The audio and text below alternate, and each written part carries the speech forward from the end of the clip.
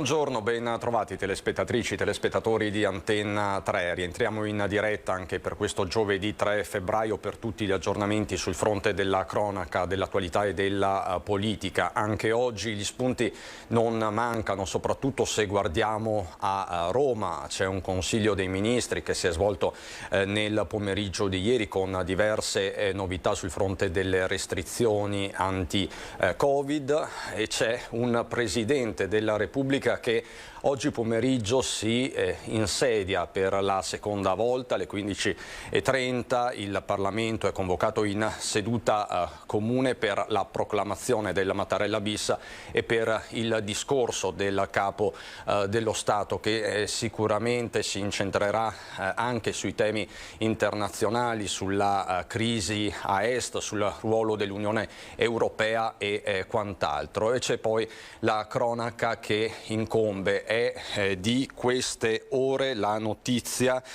del GIP, il giudice per le indagini preliminari Giorgio Cozzarini di Pordenone, che ha applicato la misura cautelare degli arresti domiciliari per l'imprenditore bulgaro Dimitre Traikov. È l'imprenditore accusato della morte, di aver causato la morte di Sara e Jessica domenica sera lungo la 28, questa tragedia che ha sconvolto tante famiglie e intere comunità. Quindi una decisione che già in tanti definiscono shock, quindi esce dal carcere ed è affidato agli arresti domiciliari.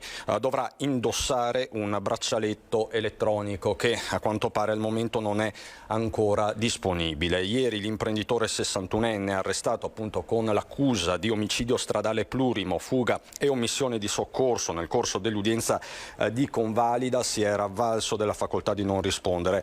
Di fronte al GIP Cozzarini l'indagato era dunque rimasto in silenzio. Il GIP di Pordenone ha quindi accolto parzialmente la richiesta della difesa. Secondo la Procura della Repubblica invece esiste un pericolo di fuga in considerazione delle cospicue disponibilità economiche dell'indagato e dei suoi contatti con la Bulgaria di cui è originario.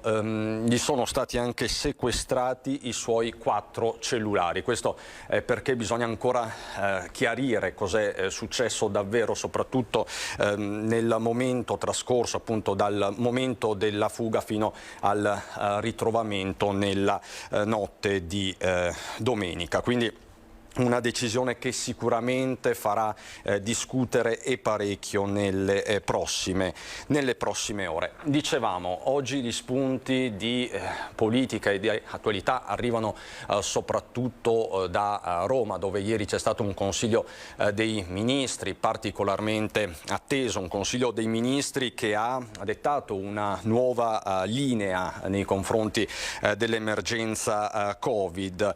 Per chi ha fatto per esempio il booster, alla terza dose non scatterà alcuna restrizione anche in caso di zona rossa e la durata del Green Pass sarà illimitata. Partirei dalle parole utilizzate dal Ministro Speranza ieri sera in conferenza stampa.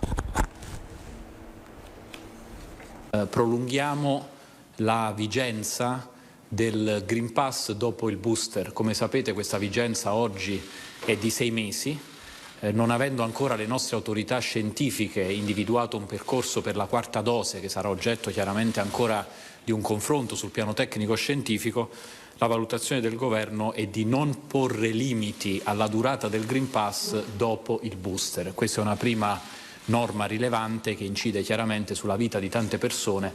Voglio ricordare che in questo momento siamo a circa 34 milioni di italiani che hanno fatto il booster, il richiamo, e ci auguriamo che questo numero possa ancora crescere in maniera molto significativa. Si va poi verso lo stop dello stato di emergenza per il 31 di marzo e poi il fronte, quello caldissimo e attualissimo, è quello della scuola. In questo caso sono state dettate nuove regole soprattutto per la DAD. Di fatto non si applicherà più la didattica a distanza per i soggetti, per gli studenti vaccinati. Cambia la durata della quarantena, sarà accorciata da 10 a 5 giorni, sarà quindi ridotta la didattica a distanza e poi appunto tutto un risico di nuove disposizioni. Di fatto si va verso una semplificazione, però allo stesso tempo c'è questa differenziazione che non è piaciuta alla Lega tra studenti vaccinati e non vaccinati, tanto che il Carroccio non ha partecipato alla riunione del Consiglio dei Ministri, ma la linea sembra tracciata e lo stesso Premier Draghi dice siamo pronti a riaprire l'Italia. Questo il quadro e lo vorrei commentare con il mio primo ospite di giornata, Andrea Martella, segretario regionale del Partito Democratico. Buongiorno Martella. Buongiorno a lei e a tutti i telespettatori. Ecco, partiamo da queste nuove misure, la convincono? È la strada giusta? Sì, mi convincono perché con queste decisioni che ha assunto ieri il governo ci avviamo a scollinare, se così si può dire, un periodo molto duro che ha visto anche il nostro territorio soffrire per l'aumento dei contagi e per l'innalzamento dei ricoveri. Le nuove regole, come lei ha detto, vanno verso una semplificazione, hanno a che fare con la regolamentazione del Green Pass, con le scuole e offrono, io credo, ai cittadini un orizzonte al quale possiamo guardare con maggiore ottimismo. Ecco, non comprendo davvero i distinguo che sono avvenuti nel governo. La distinzione tra vaccinati e non vaccinati non è una discriminazione, è semplicemente il riconoscimento di una responsabilità e le democrazie, si sa, sono basate sul principio di responsabilità e quindi non è una discriminazione e la necessità di continuare ad avere la scuola in presenza con la piena consapevolezza che il principio di responsabilità aumenta questa condizione. Credo che in questo periodo poi vada anche fatto un grande ringraziamento al personale scolastico, agli insegnanti, ai dirigenti scolastici che in questi mesi hanno consentito comunque di tenere le scuole aperte non senza difficoltà. Le decisioni che ha preso il governo sulla DAT mi pare che vadano in un principio di ulteriore semplificazione e di ulteriore, diciamo, consapevolezza che la scuola è fondamentale ed è necessario che rimanga aperta. Allo stesso tempo, sempre ieri sera nel corso della conferenza stampa, il ministro Bianchi, il ministro dell'istruzione, ha detto andiamo verso la semplificazione ma dobbiamo proseguire con le vaccinazioni. È di pochi minuti fa la presa di posizione di Franco Locatelli nel corso di un'intervista che ha annunciato come la situazione stia diventando marcatamente favorevole, ma che allo stesso tempo all'inizio della primavera potrebbe essere a disposizione in Italia il vaccino anti-Covid per la fascia di età tra gli 0 e i 5 anni. E questo è un passaggio ulteriore e che potrebbe anche creare dei malumori. Ecco, di fronte a questa fine, lo speriamo tutti, dell'emergenza, segretario Martella, come si coniuga e come si spiega l'esigenza di vaccinare ancora? Ma la fine dell'emergenza ci auguriamo avvenga il prima possibile e tutti stiamo lavorando per questo, anche il vaccino serve a questo. Il fatto che ci siano tanti italiani che si siano vaccinati, che hanno completato il ciclo e che si sia dimostrato come il vaccino ha diminuito l'aggressività del virus e la sua letalità, dovrebbero essere, diciamo, dei punti fermi per dire che la vaccinazione va continuata. E sappiamo anche che la ricerca sui vaccini per renderli più efficaci sta continuando e qualora ci sono dei vaccini che possono riguardare anche altre fasce d'età, io credo che vadano tenute in considerazione, come è avvenuto anche in altri momenti della vita del nostro Paese.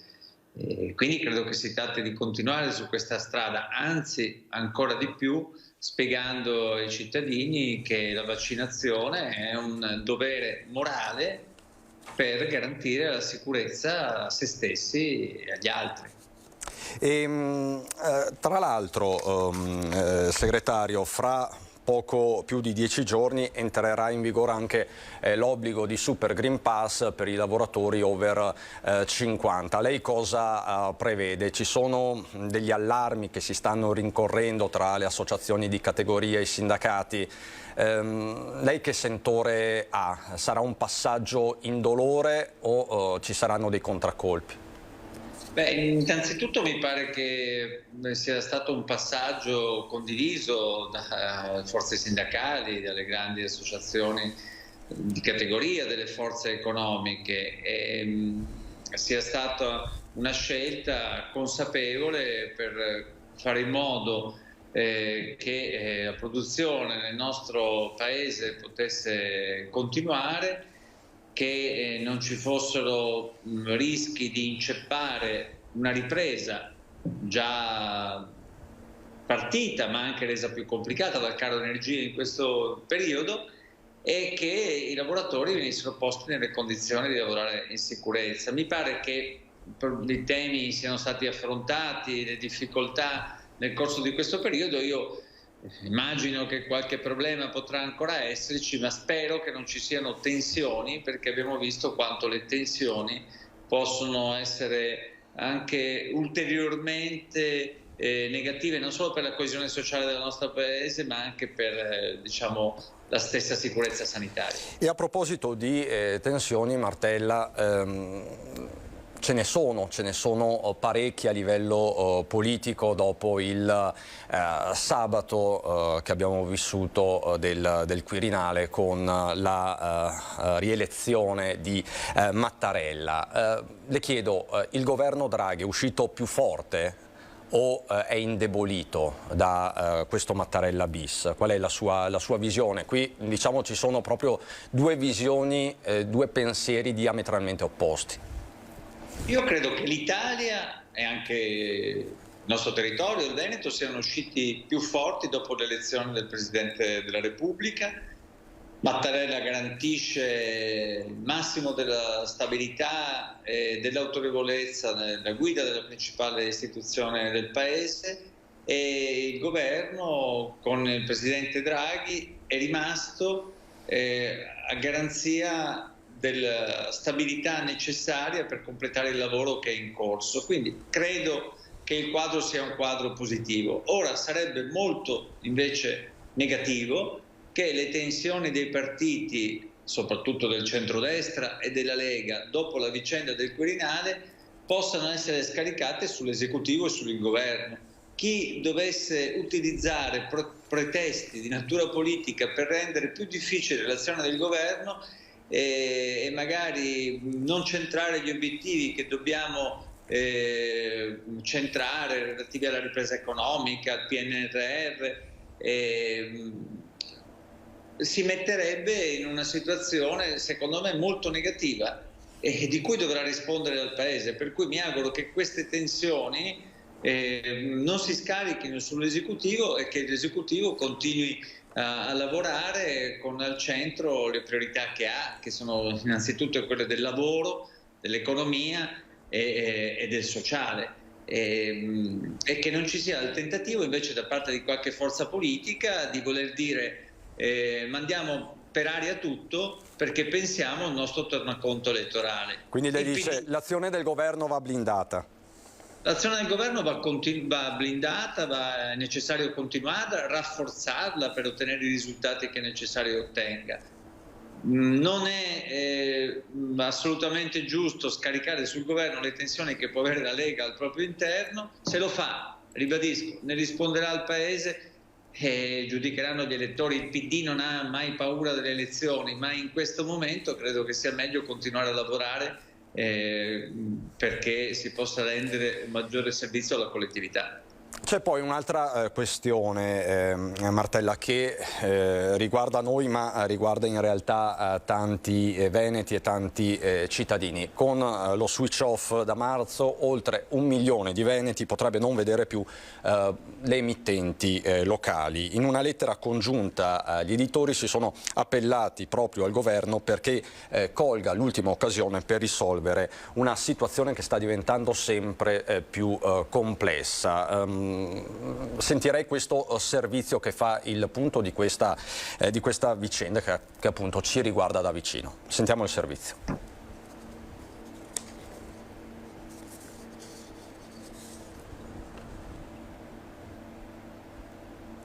Adesso arriva. Servizio lettera editori locali, numero 6.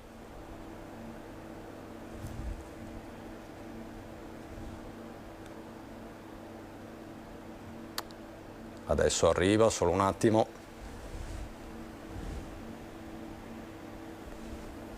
Eccolo. All'inizio di marzo, con il nuovo switch off, più di 1 milione di veneti potrebbe non riuscire più a vedere sul proprio televisore le emittenti locali.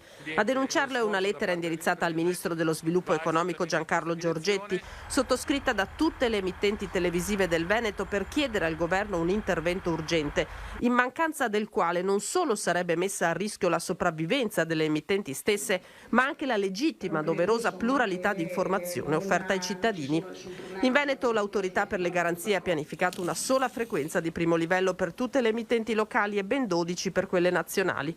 Quell'unica frequenza però sottostà a limitazioni insormontabili che garantiscono una copertura solamente teorica. In pratica la provincia di Verona, quella di Rovigo e il Veneto orientale, compresa la sinistra Piave trevigiana, non potranno ricevere il segnale delle televisioni locali nello stesso modo delle nazionali.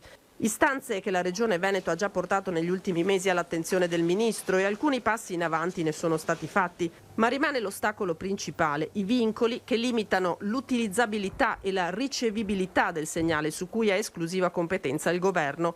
Per questo le emittenti chiedono tutte insieme di sfruttare l'ultima occasione per risolvere la situazione, inserire nella legge di conversione del decreto mille proroghe un emendamento che consenta all'autorità per le garanzie nelle comunicazioni di intervenire attenuando i vincoli che penalizzano le emittenti locali. Solo così si potrà evitare che larghe fasce di popolazione debbano rinunciare all'informazione locale, con tutte le ricadute che questo avrebbe anche in termini di riduzione di investimenti e di posti di lavoro. E non a caso sono arrivate anche delle prese di posizione da parte del Sindacato dei giornalisti del Veneto e della SLC, della CGIL sempre del Veneto. Si temono sia ricadute occupazionali per il settore sia ricadute dal punto di vista del pluralismo di informazione. Martella, che cosa possiamo dire? Diciamo manca pochissimo questo switch off. È un tema assolutamente giusto, per il quale bisogna lavorare nei prossimi giorni, avendo l'obiettivo di risolvere la difficoltà che si è venuta a creare con lo switch off, evidentemente trovando la soluzione per prorogare alcuni termini e per garantire il fatto che tutti i veneti possano continuare ad avere il servizio di informazione che è svolto dalle TV locali. Io so quanto siano importanti sia per la qualità dell'informazione, sia per il pluralismo dell'informazione, che è una condizione fondamentale per la nostra democrazia, e quanto lo siano anche dal punto di vista economico, per l'occupazione e per la possibilità di mobilitare risorse che servano per rendere più importante e più forte la nostra economia. Quindi è un impegno vero che mi auguro il Governo e il Parlamento possa risolvere bene nei prossimi giorni e ci stiamo lavorando. Grazie ad Andrea Martella, segretario regionale del Partito Democratico, buon lavoro e noi ci aggiorniamo presto anche per commentare questa giornata. Insomma, siamo tutti in attesa del discorso del Presidente Mattarella. Grazie quindi a Martella, buon lavoro. E benvenuta a Rossana Careddu, che è della segreteria organizzativa della CGIL di Treviso e segretaria del NIDIL, che è, diciamo così, la sezione che si occupa delle nuove identità di lavoro. Non mancano nemmeno su questo fronte gli spunti, ma mi dicono che da Venezia, a proposito di economia di lavoro, c'è Filippo Fois con Sandro Ponchio, lo vedo con l'assessore regionale allo sviluppo economico marcato, perché questa mattina c'è stata un'importante riunione, un'importante conferenza stampa che ha permesso un po' di fare il punto sulle linee strategiche della regione nei confronti del PNRR. Filippo, buongiorno, a te la parola. Sì, buongiorno Cristian, buongiorno ai telespettatori di Antenna 3, buongiorno da Venezia, da Palazzo Balbi, sede della Presidenza del Consiglio, della Presidenza della Regione e della Giunta regionale. Accanto a me, come hai detto, c'è l'assessore Marcato, con il quale abbiamo fatto il punto adesso in conferenza stampa sui primi 7 mesi di attività del CTS, che non è il Comitato Tecnico Scientifico come qualcuno poteva pensare, visto che siamo abituati a sentirlo, è il Comitato Tecnico Strategico, che mi permetto di dire sarà un comitato che rivestirà un'importanza tale e quale a quella del Comitato Tecnico Scientifico per la gestione della pandemia. Qui parliamo di economia e parliamo veramente di un piano strategico di sviluppo del Veneto nei prossimi anni, secondo soprattutto un paio di parole d'ordine che lei oggi ha dato qui in conferenza. Sì, oggi è una giornata davvero importante, perché abbiamo avuto la possibilità, attraverso la conferenza stampa di oggi, di presentare il lavoro fatto e qui abbiamo coniugato di fatto una visione strategica quindi del futuro dell'economia e dello sviluppo della nostra regione, con dei progetti di assoluta concretezza. C'è il PNRR che verrà declinato attraverso dei bandi.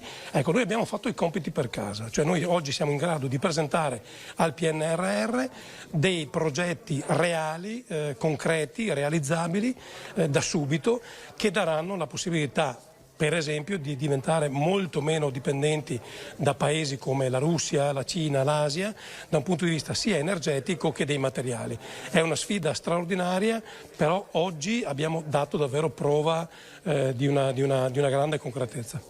Ecco, questa sarà tra l'altro una svolta epocale, perché abbiamo visto quanto siamo stati quanto siamo dipendenti e tuttora, per esempio si è parlato molto di energia, sia di idrogeno che di batterie. Si potrebbe addirittura produrre ed essere autosufficienti da questo punto di vista in Veneto? Assolutamente sì, d'altronde qui noi abbiamo la possibilità di mettere insieme una grande capacità di ricerca, di innovazione delle nostre università, che non hanno uguali al mondo, e una capacità di fare impresa che è altrettanto unica. Noi abbiamo la fortuna di poter mettere insieme questi due elementi. Tra l'altro poco fa uno dei professori dell'Università di Padova ha detto che era andato in un laboratorio in Inghilterra, poi aveva visto che i macchinari che utilizzavano erano stati prodotti a Verona, per cui da questo punto di vista non mancano né le conoscenze né l'imprenditoria, perché voi chiaramente vi state facendo tramite, anche attraverso Veneto Sviluppo, di imprese che poi avranno un ritorno sul territorio in termini economici e occupazionali. Sì, ecco, qui c'è un tema. Noi dovremmo essere un po' più bravi a raccontare le eccellenze del Veneto, ma non le eccellenze, qui siamo a Venezia, non è che debba io raccontare le bellezze del Veneto, questo ormai tutti lo sanno, ma la capacità che ha questa regione di fare imprese, di fare ricerca e innovazione, che è una capacità unica, straordinaria, fortissima. Ecco, su questo noi dovremmo essere un po' più bravi, perché anche il fatto che abbiamo molti giovani che vanno all'estero è perché di fatto non sanno quali sono le potenzialità e le capacità di questo territorio. Si è parlato anche di medicina e noi chiaramente con la pandemia siamo diventati esperti anche del fatto che per esempio in Italia non si producevano nemmeno delle mascherine come quelle che stiamo indossando adesso. Da questo punto di vista quali sono i progetti? Ecco, qui c'è una delle traiettorie, è proprio questa, il biotech su questo versante, e qui ci sono una serie di progetti davvero importantissimi. Io non entro nel merito perché sono di altissimo livello scientifico, perché però anche qui arrivare ad essere, non dico autonomi rispetto al mondo, perché insomma sarebbe impensabile, ma essere un po' più pronti di fronte ad altre emergenze, sì, e a poter produrre anche quei farmaci che oggi vengono acquistati da altre parti. Noi abbiamo la capacità di farli qui. Questo significa non solo dare una risposta in termini di salute, che ovviamente è la cosa più importante, ma dare prospettive di crescita, qui vuol dire investimenti, lavoro, occupazione, PIL che cresce. Ecco, questo è il nostro obiettivo. Non so se a casa hanno capito di che svolta epocale secondo me potremmo portare a casa con questo piano, cioè vale a dire schierare l'artiglieria pesante che questa regione può mettere in campo sia dal punto di vista imprenditoriale, e qui sappiamo quanto vale il nord-est, sia dal punto di vista delle conoscenze accademiche per quello che riguarda l'università e tecnologiche, per quello che riguarda le nostre aziende sul territorio, e dare veramente una svolta alla nostra economia. Per cui le chiedo, è un libro dei sogni o ce la possiamo fare? No, nessun libro dei sogni, d'altronde guardi, basta vedere il dato della crescita del Veneto del 2021, quindi insomma ancora in piena pandemia. Noi siamo la regione che è cresciuta più di tutti in Italia e siamo la regione che ha il tasso di occupazione più alto d'Italia, quindi evidentemente c'è una forza strutturale di questo territorio straordinaria, quindi è proprio questa la sfida di oggi, è stata esattamente questa, cioè portare dei progetti che sono realizzabili domani mattina, perché abbiamo la compartecipazione delle imprese che hanno già detto che metteranno delle risorse e la possibilità di avere risorse dello Stato attraverso i bandi e PNRR.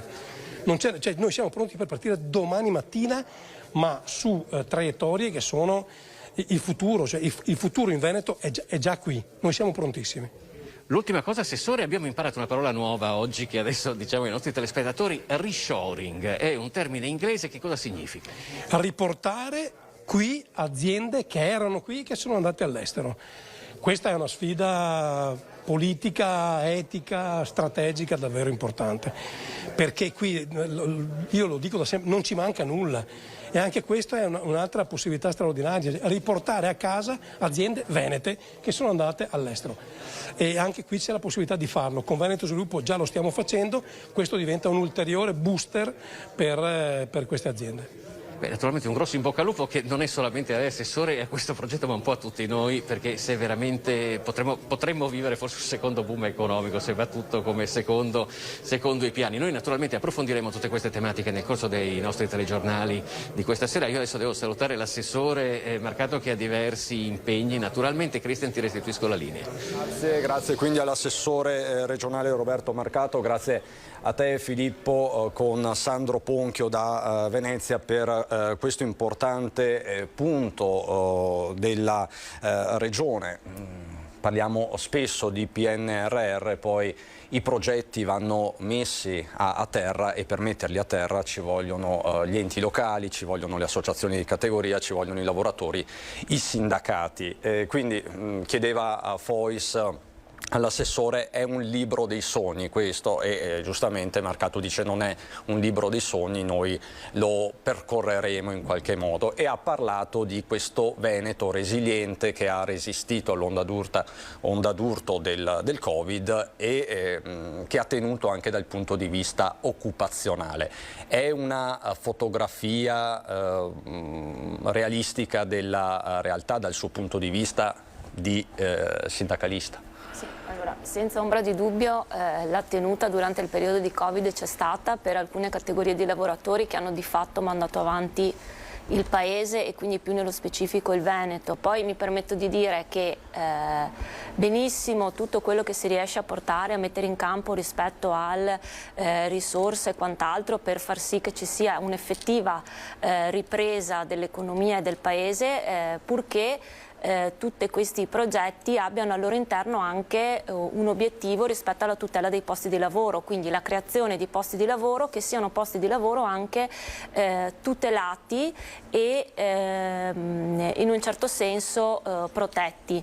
Mi spiego meglio: la ripartenza c'è stata, però è una ripartenza che dal punto di vista lavoristico vede anche tanto precariato, quindi io spero che, e noi come organizzazione sindacale sindacale speriamo che questa scia di ripartenza che vede anche queste spinte in avanti grazie appunto a questa progettualità e a queste risorse venga anche riportata a terra, come giustamente dici tu, rispetto all'ambito lavoristico e alla tutela del lavoro, quindi tutele contrattuali e anche tutela del lavoratore nel luogo di lavoro. Cioè che ci siano comunque degli investimenti anche in questo senso, cioè nella tutela del lavoratore, che è sicuramente uno degli elementi fondamentali perché questa ripresa sia maggiore e prosegua. E mi dicono che è già collegata, quindi chiedo una battuta anche a lei, Valeria Bosco, che è direttore della Confartigianato di Verona. Buongiorno direttore. Buongiorno, grazie. Non so se ha sentito parte del collegamento con Venezia, con l'assessore regionale Marcato, no? Si parla tanto di questo PNRR, gli enti locali chiedono di essere coinvolti, la regione chiede di essere coinvolta, di avere voce in capitolo, lo stesso fanno i sindacati e le associazioni di categoria. Vi sentite ascoltati in questo momento di grossa progettualità per il Paese? Allora, in questo momento c'è anche un tavolo istituito dove le associazioni di categoria possono partecipare, quindi la nostra federazione regionale è presente e già in questa settimana ci siamo incontrati più volte, ci sono già degli appuntamenti fissati per la prossima settimana. Naturalmente noi siamo un sistema nazionale per cui la federazione nazionale sta a sua volta avanzando delle progettualità che noi caliamo a terra sulla realtà veneta, che è una realtà che ha le sue peculiarità e le sue particolarità. Ovviamente già tenere dialogo attivo è una forma di ascolto, quello che ci auguriamo è che poi le misure saranno anche tarate sulla piccola impresa, perché la piccola impresa ha le sue dinamiche, ha i suoi bisogni e anche il percorso che fa di transizione rispetto a delle innovazioni non ha la velocità o i tempi che può avere la grande, per cui noi quello che ci aspettiamo è che il piano sia tarato anche sul medio piccolo. Ecco, quindi che non per il principio small is beautiful, no? Molto spesso viene utilizzato anche dalle categorie dell'artigianato, che non prevalgano solo i grossi agglomerati, le industrie, gli enti anche di una certa consistenza, nel senso è evidente che la partita è una partita anche del territorio. In questi giorni stiamo ascoltando diversi comuni, piccoli comuni, che dicono vogliamo anche noi fare parte di questa fase di ricostruzione del Paese. Careddu. Sì, mi sembra corretto, nel senso che poi le realtà territoriali non sono solo grandi realtà, io parlo in termini lavoristici, ma nella stragrande maggioranza parliamo di piccole realtà che ovviamente devono essere prese in considerazione perché anche loro fanno la loro parte di segmento rispetto a questo macro disegno e l'andamento economico appunto di un territorio. Quindi è corretto che tutte le parti in causa vengano prese in considerazione o quantomeno ascoltate rispetto a quelle che sono le esigenze. Anche perché, lo approfondiremo dopo la pubblicità, il momento è comunque delicato. È vero che abbiamo chiuso il 2021 con un PIL record a 6,5%, tanti politici si stanno beando di questa percentuale, ma restano dei nodi consistenti e per certi versi drammatici, il caro bolletta e il caro energia su tutte, ma di questo ci occupiamo subito dopo la pubblicità. A fra poco.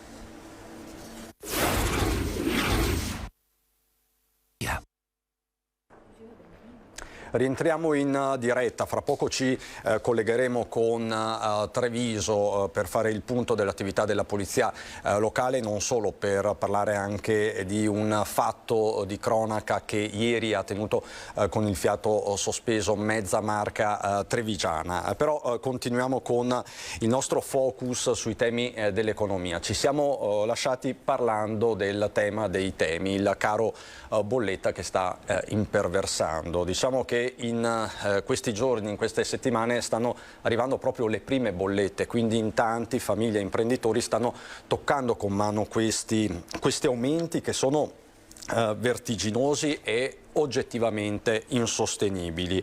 Ieri la Confartigianato di Verona è uscita con una nota che fa il punto della situazione e con il presidente di categoria Brandellero che chiede provvedimenti immediati dal governo. Direttore Bosco, la situazione è davvero insostenibile, soprattutto per le aziende di trasporto, perché in questo caso c'è anche il caro carburante, il caro gasolio. Sì, allora le imprese e le famiglie sono state travolte da un ciclone, sia per quanto riguarda il caro energetico, sia per quanto riguarda l'aumento delle materie prime collegate all'autotrasporto. Se vogliamo collegarci su questo, noi siamo particolarmente preoccupati perché a fronte di un accompagnamento che abbiamo fatto negli ultimi mesi e negli ultimi anni verso una transizione verso l'ecologia, insomma, dei mezzi, per cui abbiamo accompagnato molte imprese a dotarsi di mezzi a metano o ibridi, ci ritroviamo adesso che proprio chi ha più investito nell'ottica della sostenibilità è maggiormente penalizzato. Pensiamo che in questo momento un pieno di metano incide un più 400% rispetto a un anno fa o 6 mesi fa a quest'ora. Lo stesso aumento c'è stato nel diesel e quindi questa cosa da un lato ha immobilizzato le imprese che in alcuni casi tengono fermi i mezzi nuovi e continuano a usare quelli vecchi perché non ce la fanno a stare dentro quei costi fissi, ma molto presto il rischio è che questi aumenti si riversino sui consumatori finali, sulle famiglie. Sull'intera filiera, diciamo, Bosco. Sull'intera filiera, naturalmente, certo, perché ovviamente l'impresa non riesce a assorbire completamente il colpo. Ecco, se vogliamo poi fare un affondo sul tema rincaro energetico, con soddisfazione abbiamo appreso che quantomeno in questo primo trimestre gli oneri di sistema per la piccola impresa e adesso anche per le famiglie verranno assorbiti, perché la preoccupazione fino a un paio di settimane fa era anche questa, perché comunque il rincaro energetico già sulla bolletta di gennaio-febbraio 2022 ha dei tassi di aumento altissimi, quindi il problema è duplice e colpisce sia le imprese sia le famiglie. Quindi insomma la situazione in questo momento è fortemente preoccupante e l'appello corale è quello naturalmente di mettere in campo delle misure assolutamente di contenimento di questi aumenti per lasciare gli imprenditori nella possibilità di continuare a lavorare. Quindi di fatto serve agire in due direzioni, mi pare di capire. La prima è quella di tamponare questi aumenti in qualche maniera con provvedimenti immediati, ma poi strutturare una risposta, per l'appunto, scusate il gioco di parole, più strutturale, dove si affronti realmente il tema della transizione ecologica. E qui apriamo un altro mondo, perché si parla tanto di mezzi elettrici e quant'altro, ma mancano per esempio tutte le infrastrutture poi per il rifornimento. Qui entriamo poi nella tematica della sostituzione del parco mezzi. Insomma, capiamo che c'è il rischio concreto che si inneschi un circuito vizioso, Careddu, che poi ha ripercussioni su tutta la filiera fino al consumatore finale. Significa famiglie, significa lavoratori che vedono aumentare i costi dell'energia, i costi della spesa, ma vedono stipendi al palo. Esatto, quello è il problema. Il problema centrale è quello rispetto al nostro punto di vista. Anche noi abbiamo fatto ovviamente delle proiezioni piuttosto che delle valutazioni in base ai primi dati arrivati e l'aumento delle bollette ovviamente si riversa anche sulle famiglie, sui lavoratori, insomma sulla parte finale, e la cosa che più spaventa è ovviamente anche l'aumento rispetto alla spesa, cioè ai beni di prima necessità, perché poi se una persona, una famiglia si ritrova ad avere delle bollette più alte, a far fronte a questo caro bollette, magari deve anche cercare di appunto arrivare a fine mese rispetto anche alla spesa. Quindi stiamo parlando proprio di problemi basilari che si spera di non affrontare mai. Concordo sul fatto che, a parte agire adesso in emergenza rispetto alla situazione che tra virgolette è arrivata sui piedi, bisogna ovviamente e certamente mettere un punto rispetto a una procedura, una struttura che ci vogliamo dare per fare in modo che comunque le persone riescano a vivere dignitosamente, certo. poi, perché di questo stiamo parlando. E intanto vi dico, è uscita una nota anche della Confartigianato Imprese marca trevigiana proprio sul caro gasolio. Anche qui si parla di aumenti insostenibili. L'aumento del prezzo del diesel alla pompa era un anno fa di 1,35 al litro, oggi siamo a oltre 1,70. Analoga nota è uscita dalla sezione trasporti di Confindustria Belluno Dolomiti, che quantifica in 7.200 euro l'aumento del gasolio per ogni mezzo, quindi veramente un salasso. Ritorniamo a occuparci del caro bolletta e chiedo alle mie due ospiti di rimanere, ma abbiamo un aggiornamento importante di cronaca da Treviso. C'è Francesca Bozza con Nicoletta Rizzetto all'esterno di Casugana e con lei c'è anche il comandante Andrea Gallo. Buongiorno Francesca.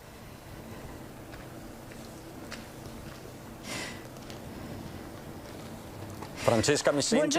Buongiorno Cristian, buongiorno ai telespettatori. Sono qui insieme al comandante della Polizia Locale di Treviso, il comandante Andrea Gallo. Si è appena conclusa la conferenza stampa nel corso della quale è stato presentato il bilancio dell'attività della Polizia Locale nel 2021 e in tutte le voci viene segnato un segno più. Sono aumentati gli interventi,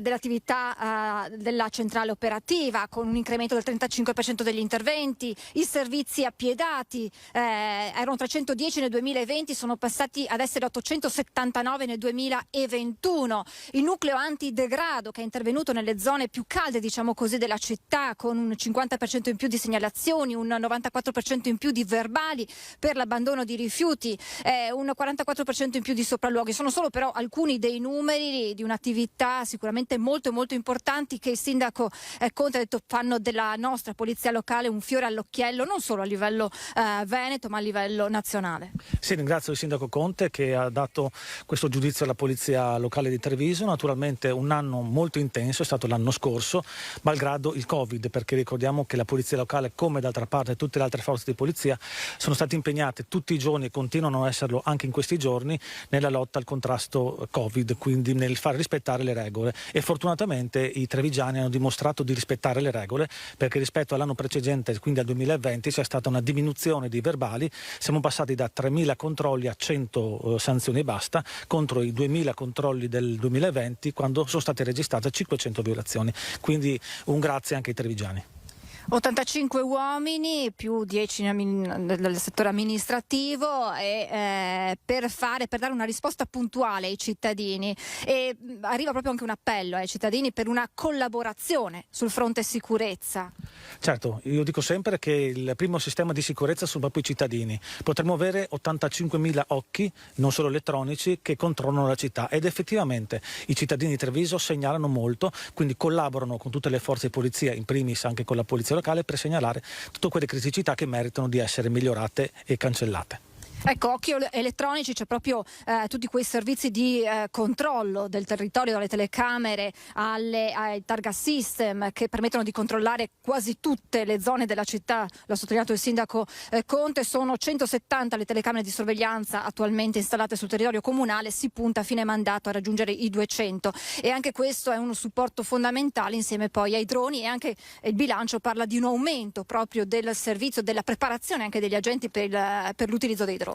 Sì, esatto, abbiamo 7 piloti che sono stati addestrati con dei droni super sofisticati, tant'è che ieri sera siamo stati impegnati anche per la ricerca di una persona che era scomparsa con la termocamera. Fortunatamente non è servito il nostro intervento, perché poi la situazione si è risolta. Diciamo che la tecnologia sicuramente dà un grosso aiuto alle forze di polizia, e quindi investiremo e continueremo a investire anche nel 2022 sulla tecnologia. Ecco, la persona è Italo Varisco, il re del vetro, conosciuto conosciutissimo a Treviso, ma non solo. Ieri si è vissuta una giornata di tensione perché non si erano perse le sue tracce dalla mattina. Quando era uscito di casa aveva detto per recarsi in banca, sono scattati i controlli, polizia locale, tutte le forze dell'ordine, ma anche i cittadini che si sono mobilitati in una vera caccia all'uomo. Poi fortunatamente in serata l'epilogo è stato lui stesso, lo stesso Italo Varisco, a chiamare e a rassicurare tutti. Si trovava da amici a Bolzano, vicino a Bolzano, e quindi un lieto fine, ma questo ha dimostrato ancora una volta la sinergia tra forze dell'ordine ma anche la sinergia tra cittadini. Sì, questo è un dato molto importante perché dimostra la maturità dei cittadini, quindi quando c'è una persona in difficoltà è giusto unire le forze per cercare di trovare poi una soluzione. Questa per fortuna è venuta spontanea con la telefonata di questa persona che ha dichiarato di essere appunto presso degli amici. Ultimissima domanda, comandante, perché abbiamo parlato della Polizia Locale di Treviso come un fiore all'occhiello e lo dimostra il fatto che siete stati scelti per un tavolo ministeriale, perché la vostra opera non è solo opera di controllo del territorio, di sorveglianza, ma anche di diciamo così, educazione ai ragazzi sul tema della sicurezza, ma anche insomma di tutti gli altri elementi che servono per far crescere gli adulti di domani. Certo, facciamo parte di questo tavolo ministeriale per il cyberbullismo, per cui diciamo che partecipiamo ben volentieri a questa nuova esperienza e riteniamo appunto che la Polizia Locale di Treviso, come ha detto il Sindaco Conte, è un fiore all'occhiello per tutti, non solo per il Veneto, quindi anche a livello ministeriale, quindi a livello nazionale. Quindi grazie anche per questa citazione.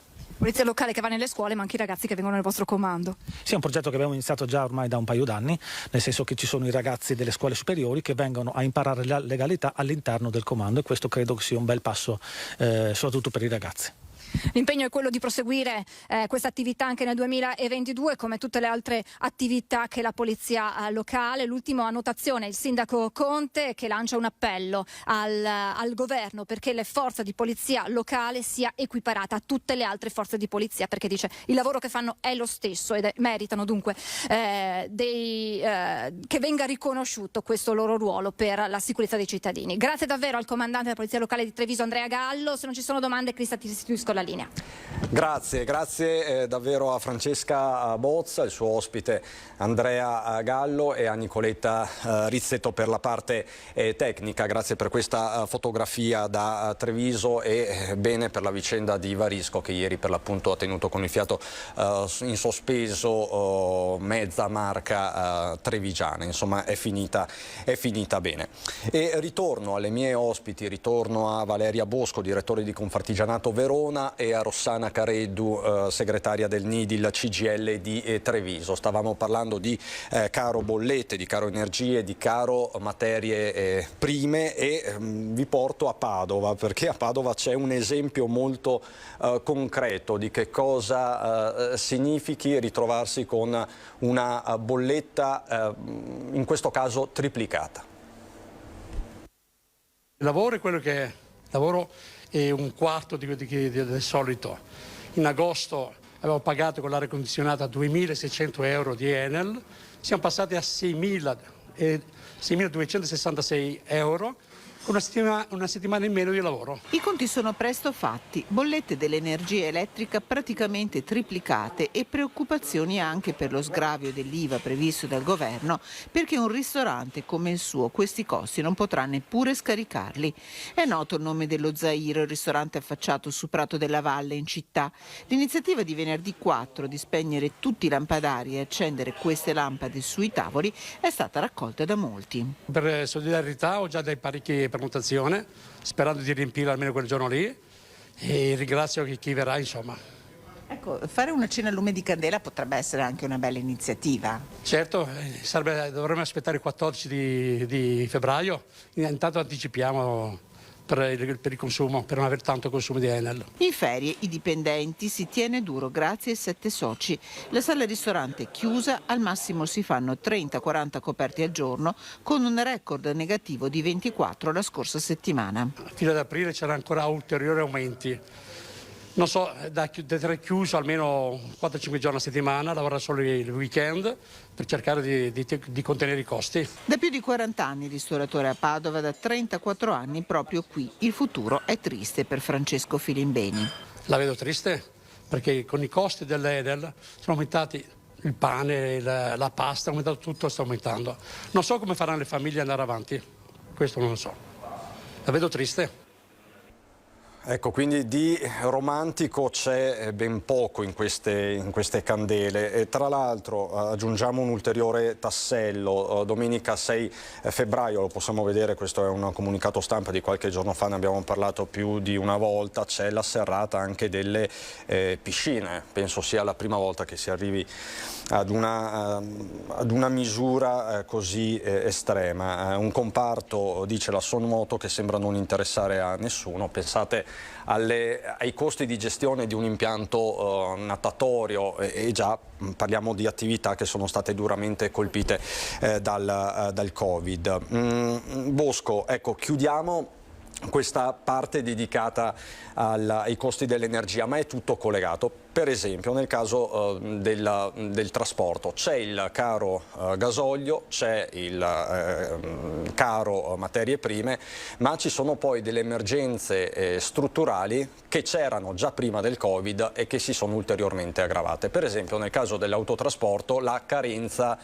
cronica di autotrasportatori, di autisti, di manodopera. Riguarda il settore dei trasporti, ma in realtà riguarda tantissimi settori economici.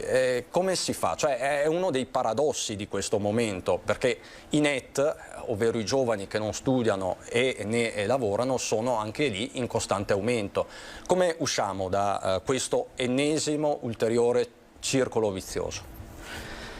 Allora, correttamente è un problema che riguarda anche altri comparti produttivi, anche del mondo dell'artigianato, ma visto che oggi stiamo parlando di autotrasporto, ci colleghiamo in modo specifico a questo, che è un mestiere che ha perso oggettivamente di attrattività negli ultimi anni ed è vero, è paradossale, perché a fronte di persone che magari non stanno studiando e non stanno nemmeno lavorando si fa veramente molta fatica. Intanto sicuramente perché l'accesso alla professione ha dei costi fissi collegati alle patenti e comunque agli investimenti sui mezzi che sono importanti rispetto poi allo stipendio percepito medio che poi si andrà a prendere lavorando, ma non è un problema che riguarda soltanto le figure, diciamo i cosiddetti giovani NEET, ma riguarda anche chi studia. Il comparto artigiano, il comparto dell'autotrasporto in particolare, ma anche la metalmeccanica e in parte anche i servizi alla persona risultano poco attrattivi perché il pensiero è quello che in un tipo di lavoro, in un'impresa più grande, i livelli salariali possono essere più alti, il che in parte è vero, ma si dimentica sempre che il mondo dell'artigianato ha una bilateralità che ci vede tra l'altro allo stesso tavolo con i colleghi dei sindacati, che è assolutamente innovativa, in particolare in Veneto, con un fondo sanitario a versamento obbligatorio per tutti e con appunto sostegni della bilateralità, e andando a vedere poi gli stipendi del comparto artigiano assolutamente non hanno niente di meno rispetto ai comparti, diciamo, industriali o comunque altri comparti. Quindi il lavoro che facciamo come associazioni di categoria, e Confartigianato è impegnatissima da questo punto di vista a livello regionale, è quello di andare a lavorare sulle giovani generazioni, fin partendo dalle scuole secondarie o primarie, per non parlare delle superiori e dell'ITS, per andare a raccontare a questi ragazzi cosa vuol dire fare gli imprenditori o andare artigiani o andare a lavorare presso un'impresa artigiana. Addirittura sul comparto dell'autotrasporto è stato istituito un tavolo a livello nazionale presso l'autotrasportatori, dove Confartigianato Trasporti è presente, che ha proprio lo scopo di presentare insieme al MIUR dei progetti finalizzati a spiegare e rendere il settore più attrattivo per i giovani e per le giovani, perché poi c'è anche tutta una tematica di genere rispetto ad alcuni mestieri che va veramente di pari passo col percepito, e quindi noi andiamo anche a lavorare sulle famiglie, sugli incontri di orientamento, sul dialogo, perché spesse volte bisogna anche lavorare sui genitori, sulle aspettative che possono avere rispetto ai futuri lavorativi dei propri figli e delle proprie figlie, ma con le corrette informazioni, perché ripeto, certe volte non si hanno tutte le informazioni che servono per orientare questi ragazzi. Diciamo che la tematica, direttore, dell'orientamento scolastico è una tematica sensibile e che continua a essere forse l'anello debole di tutta la catena. Sì, diciamo che c'è ancora molto l'indotto che chi fa un tecnico o un professionale è destinato a determinati comparti e chi fa il liceo è destinato a altri comparti o altre professioni.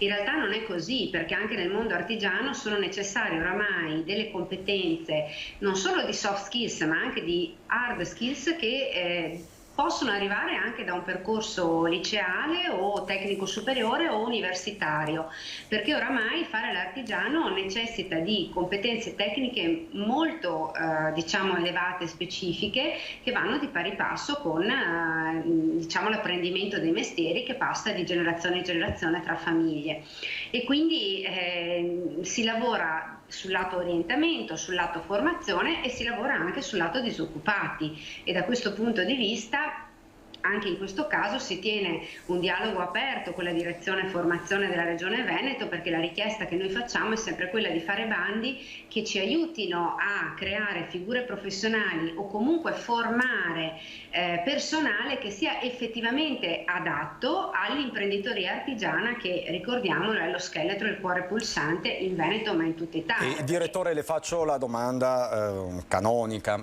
quali sono i profili più richiesti dalle aziende, nel suo caso dalle aziende artigiane veronesi?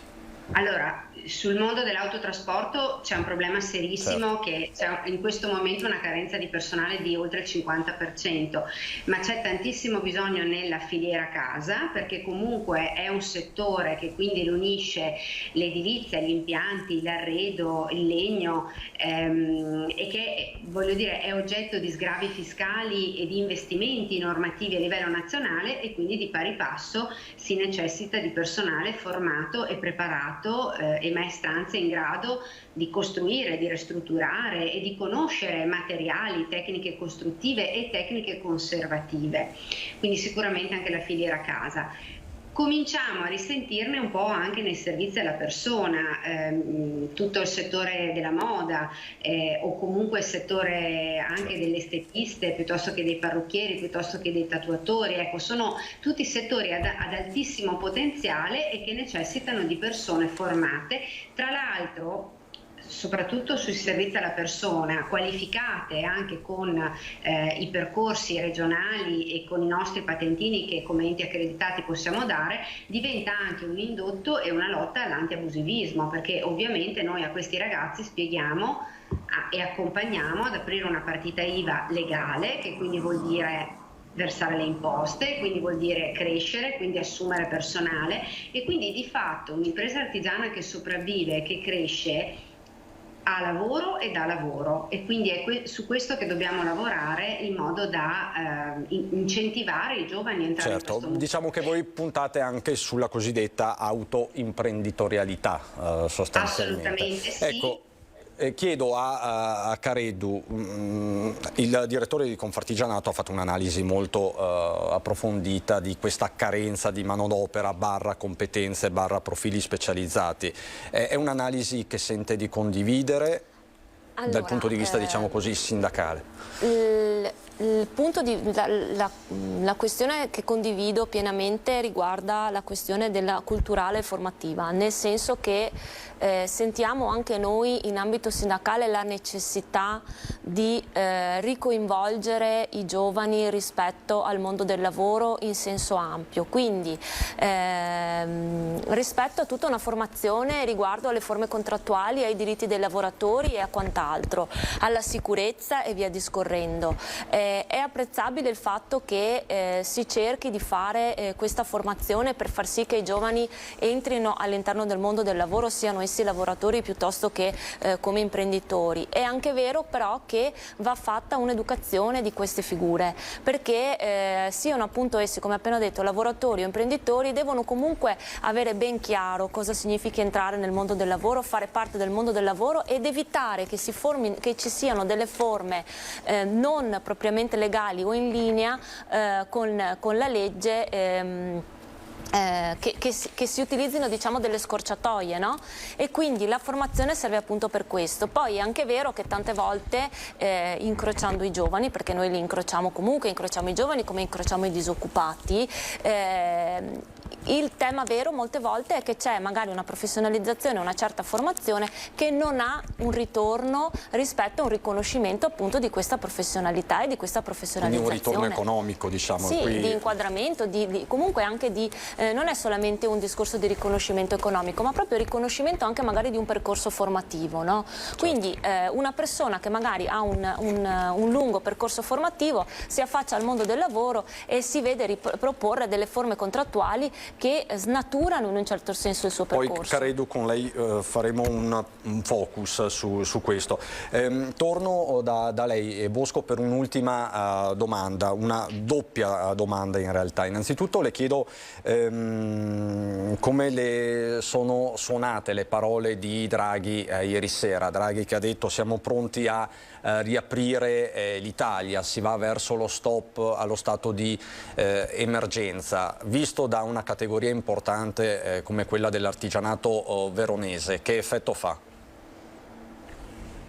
Ma allora, Confartigianato si è schierata fin da subito a favore della campagna vaccinale e ancor prima, quando è stata ora di fermarci, l'abbiamo fatto. Gli imprenditori artigiani hanno dimostrato grande resilienza, abbiamo combattuto per riaprire in modo sicuro perché si può lavorare in sicurezza, abbiamo sempre considerato il Green Pass uno strumento burocratico obiettivamente, ma forse il miglior strumento per agevolare la campagna vaccinale da un lato e controllare e lavorare in sicurezza dall'altro. È ovvio che adesso se si andrà, come annunciato ieri, verso un'apertura e diciamo da questo punto di vista noi non possiamo che essere felici di questo, che va tra l'altro di pari passo con uno snellimento anche delle procedure scolastiche collegate certo. alle quarantene Green Pass, perché non dimentichiamoci che il comparto artigiano per oltre il 90% non può fare smart working, per cui un altro problema in tutti questi mesi è stato molte imprese rallentate nella produzione perché ovviamente in termini di conciliazione familiare i dipendenti non sempre erano in pieno servizio. Quindi la posizione è ovviamente positiva, si continuerà a lavorare in sicurezza con i dispositivi di sicurezza e comunque con il sostegno a tutte le politiche collegate al contenimento della pandemia. Ora attendiamo la pubblicazione in Gazzetta Ufficiale e i dettagli. Naturalmente come sempre sosterremo quello che serve per poter rimanere a lavoro in sicurezza. Speriamo solo che questo processo di riapertura non sia sottovalutato e che poi magari tra qualche mese non ci ritroviamo a tornare indietro. Ecco, questa è la nostra unica preoccupazione. Ecco, parlavo di una doppia domanda, l'ultima domanda davvero riguarda l'obbligo di Super Green Pass che entra in vigore dal 15 di febbraio per gli over 50, per i lavoratori over 50. Prevede delle ripercussioni a livello organizzativo per le imprese artigiane? Allora, diciamo che chi dovrà avere il Green Pass rafforzato al 15 di febbraio ad oggi deve aver già fatto la prima dose, perché altrimenti non ce l'avrà in mano. È certo. Un obbligo per tutti, per cui fino al 15 febbraio mattina non saremo in grado di dare notizie certe sulle ripercussioni di questa cosa e noi non siamo soliti creare allarmismi, per cui ci siamo messi a disposizione, abbiamo fatto tutto il possibile per spiegare l'importanza di procedere in questa direzione. Diciamo che il lato positivo è che l'impresa artigiana è una dimensione piccola dove il rapporto lavoratore-imprenditore è un rapporto stretto e fidelizzato, e quindi così come è stato per l'obbligo precedente noi ci auguriamo che non ci siano grosse ripercussioni da questo punto di vista, però come sempre noi vogliamo ragionare sui dati certi, per cui chi deve avere questo Green Pass in mano il 15 febbraio oggi deve aver già fatto la prima dose e quindi ci auguriamo che da questo punto di vista non ci siano particolari problemi. Dal punto di vista sindacale invece, Careddu, voi che sensazione avete? Allora, noi visto che appunto dati certi ancora non ce ne sono. Abbiamo. Noi siamo sempre stati per l'obbligo vaccinale, come insomma la dottoressa ha detto, e rispetto all'impatto è un po' condivido l'impostazione di attendere il 15 febbraio, perché poi c'è stato anche quando al 15 ottobre è stato inserito appunto il primo obbligo, c'è stato un po' un creare allarmismi. Poi in alcune realtà, nella maggior parte delle realtà, si è andati lisci, non so come dire, cioè la stragrande maggioranza dei cittadini ha fatto quello che riteneva giusto e quindi si è vaccinata e ha portato il proprio contributo affinché tutto potesse andare per il meglio, anche perché io voglio solamente dire una cosa, che il fatto che ad oggi si parli di una riapertura, di un'apertura maggiore,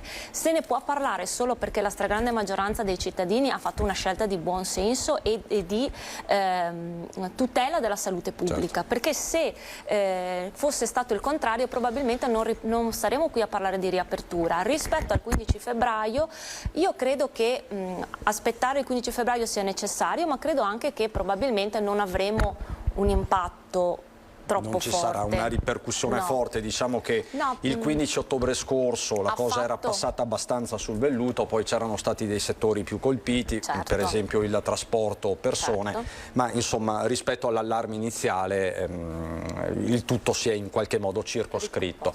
Allora saluto davvero, la ringrazio, Valeria Bosco, grazie direttore della Confartigianato di Verona, a presto e passo subito da un altro veronese d'eccellenza o d'eccezione, come preferisce, professor Guerriero, è sempre un piacere ritrovarla.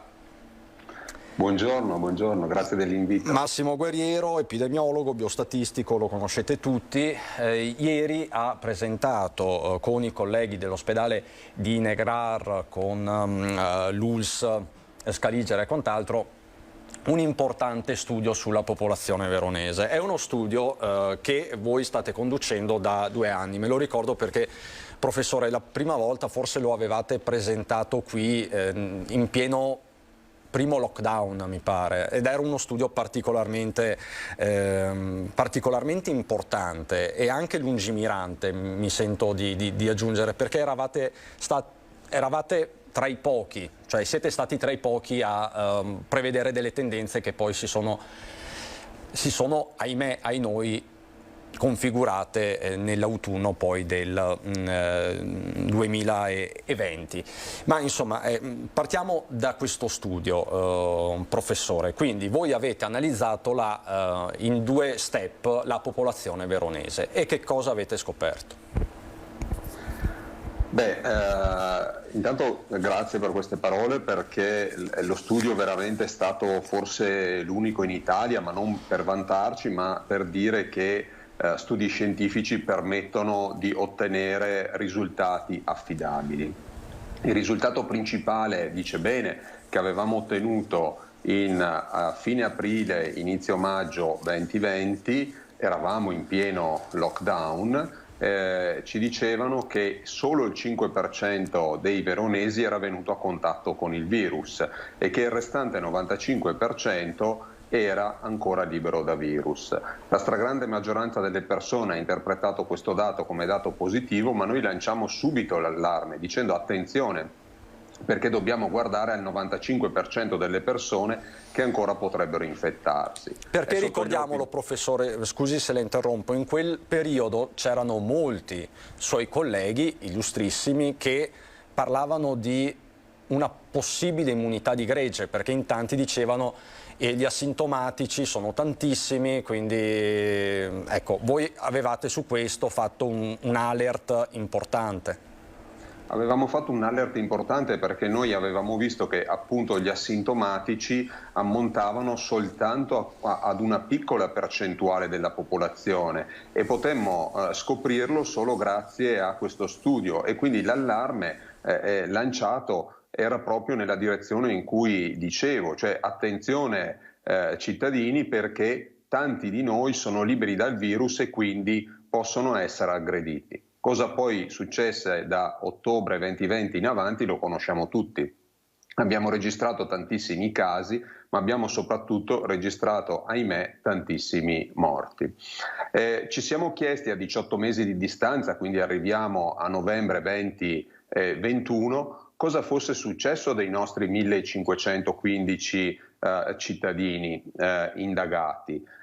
Abbiamo scoperto una cosa importante, e cioè che il 25% dei veronesi era venuto a contatto con il virus, e quindi abbiamo potuto concludere che il virus aveva avuto una sua diffusione, e questa diffusione era stata tanto maggiore negli ultimi 2 mesi, i 2 mesi in cui appunto era arrivata la variante Omicron. Questa variante Omicron ci ha permesso di fare un'ulteriore stima e abbiamo appunto decretato che il 40% dei veronesi sia venuto a contatto con il virus da quando è arrivato in città.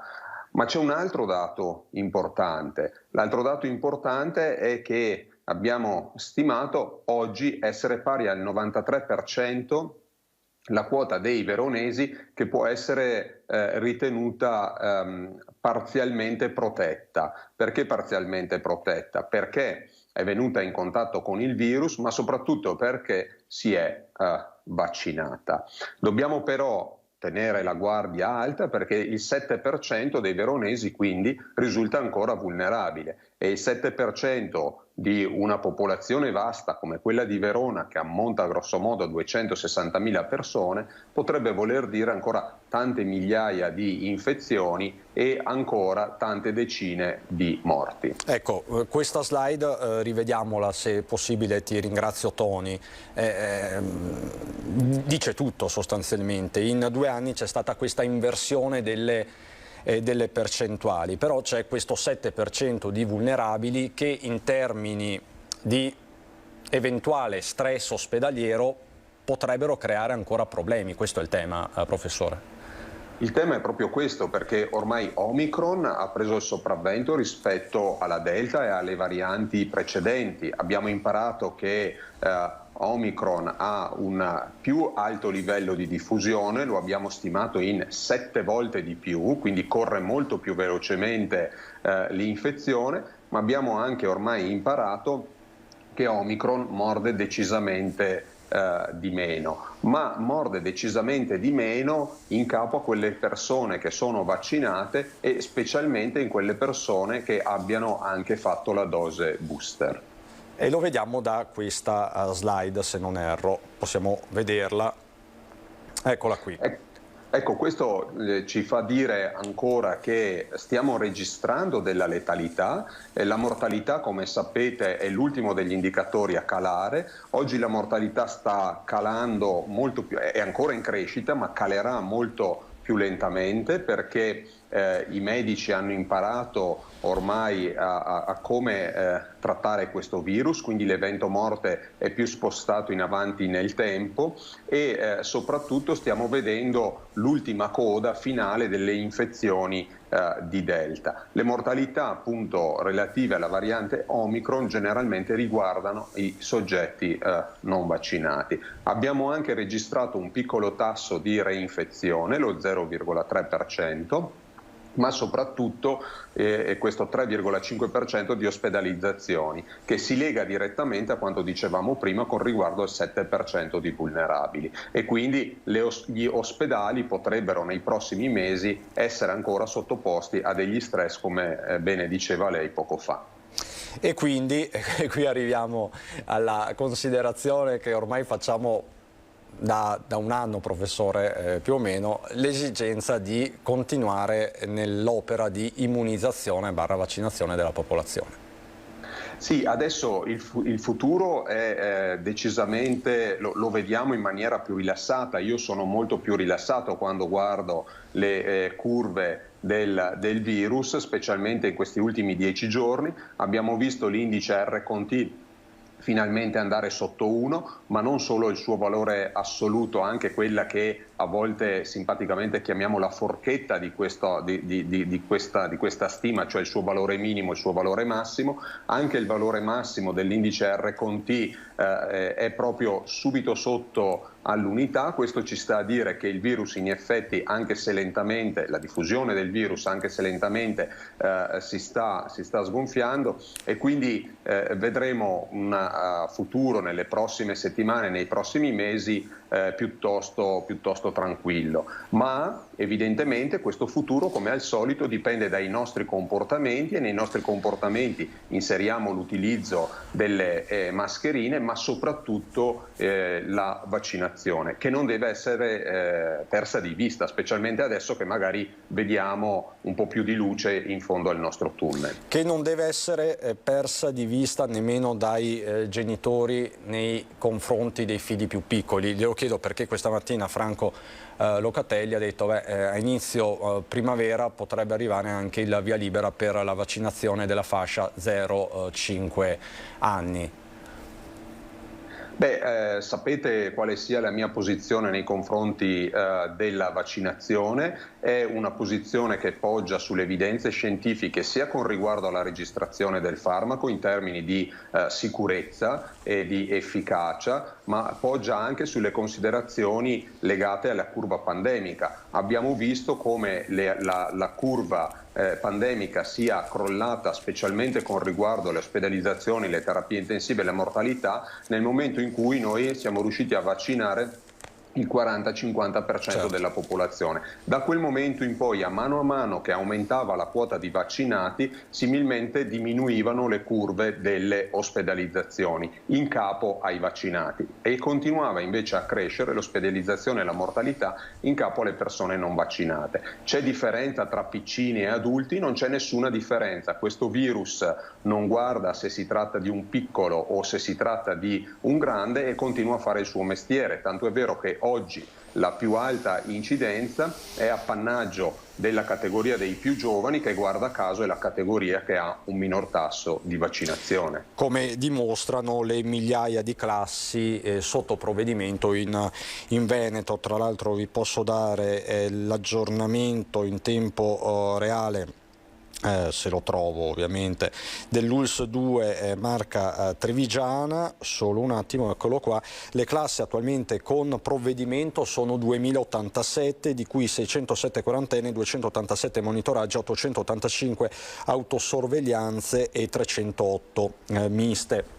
La scorsa settimana avevamo toccato i 3.300, i 3.400, quindi anche qui c'è un assestamento, un trend di graduale decrescita. Poi possiamo vedere i dati generali della Regione del Veneto con azienda zero, che ribadiscono quanto detto con il professor Guerriero. Un attimo che provo, ecco qua. Siamo a 11.902 nuovi casi di positività nelle 24 ore, anche qui 10 giorni fa, faccio un raffronto, vado a memoria, ma eravamo sui 23.000, 24.000, 25.000 casi al giorno, quindi c'è stata una potente decrescita, che vediamo anche nelle ospedalizzazioni, una decrescita che però, come ci insegna il buon professor Guerriero, è molto più lenta. Infatti siamo a 1.808 posti letto occupati in area non critica, quindi pneumologie, malattie infettive e quant'altro, 162 nelle terapie intensive. Anche qui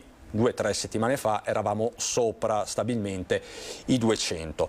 Se guardiamo, professore mi corregga se sto dicendo fandonie, se guardiamo ai decessi, anche qui la cifra continua a rimanere abbastanza elevata, sono 21. Quindi sì. Questo conferma quanto ci siamo detti sostanzialmente, professore. Questo è una conferma di quanto ci siamo detti, e queste tendenze noi le troviamo anche in altre regioni e anche in altri stati. Ormai abbiamo imparato come il virus si muove, e si muove secondo i nostri comportamenti.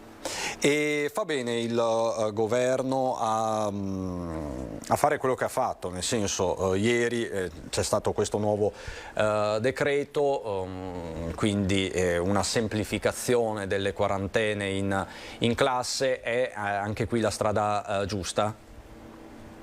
Assolutamente sì, non si poteva più sopportare che un piccolissimo numero di studenti decretasse il fatto che un grande numero di studenti dovesse restare a casa, specie se vaccinati, e quindi le regole, ma non solo quelle delle scuole, ma anche di tutto il nostro vivere comune, avevano bisogno di essere riviste quanto prima. Non dobbiamo però farci prendere troppo la mano. Gli amici danesi dal 1° febbraio hanno tolto tutte le limitazioni e così anche altri stati europei stanno facendo. Io andrei con un attimo più di cautela, perché abbiamo imparato che non appena si va ad allentare le misure di contenimento del virus, il virus riprende grandemente la sua corsa. Diciamo che l'eccessivo entusiasmo fino ad oggi è sempre stato puntualmente punito dopo un po'.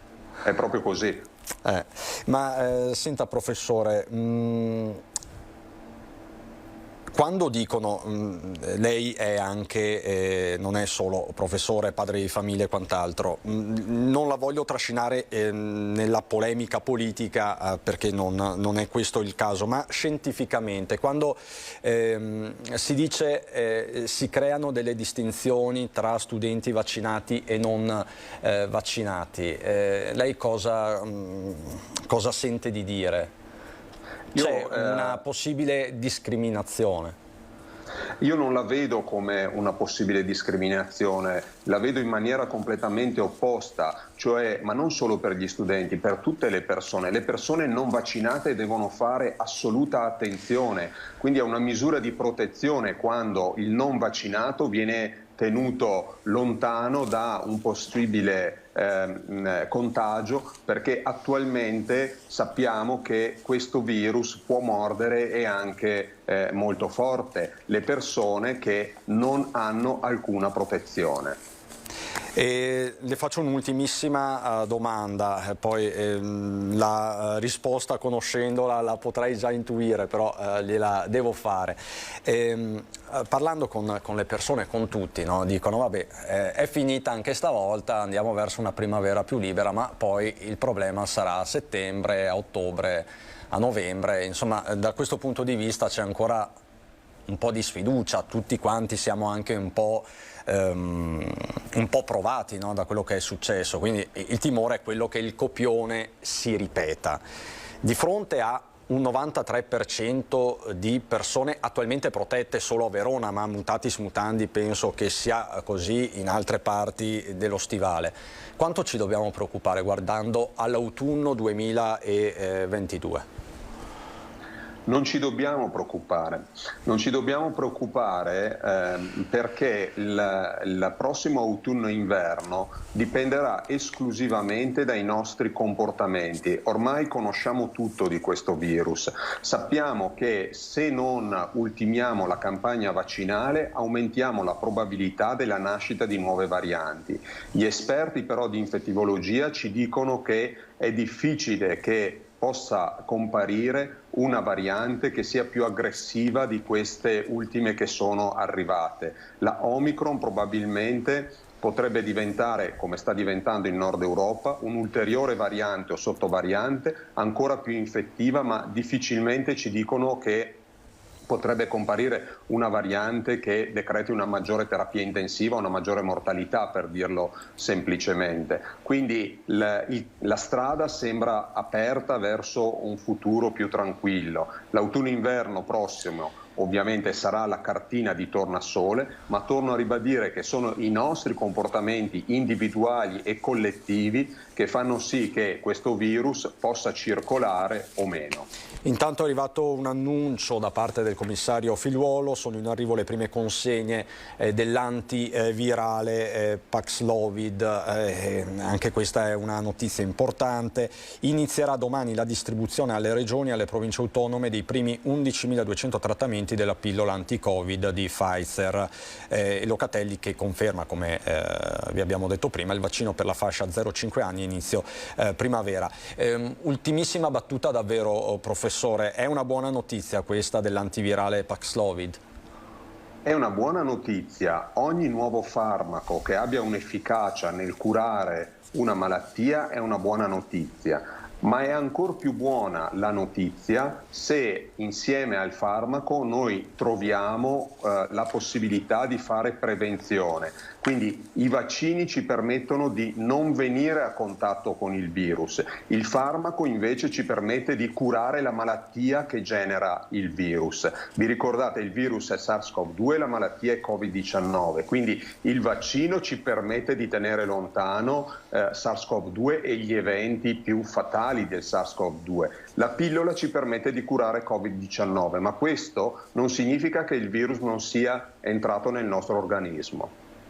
Professore, grazie davvero, noi come sempre ci aggiorniamo presto. Buon lavoro quindi a Massimo Guerriero, biostatistico ed epidemiologo dell'Università di Verona. Grazie professore, e noi torniamo per il focus di cui vi parlavo prima.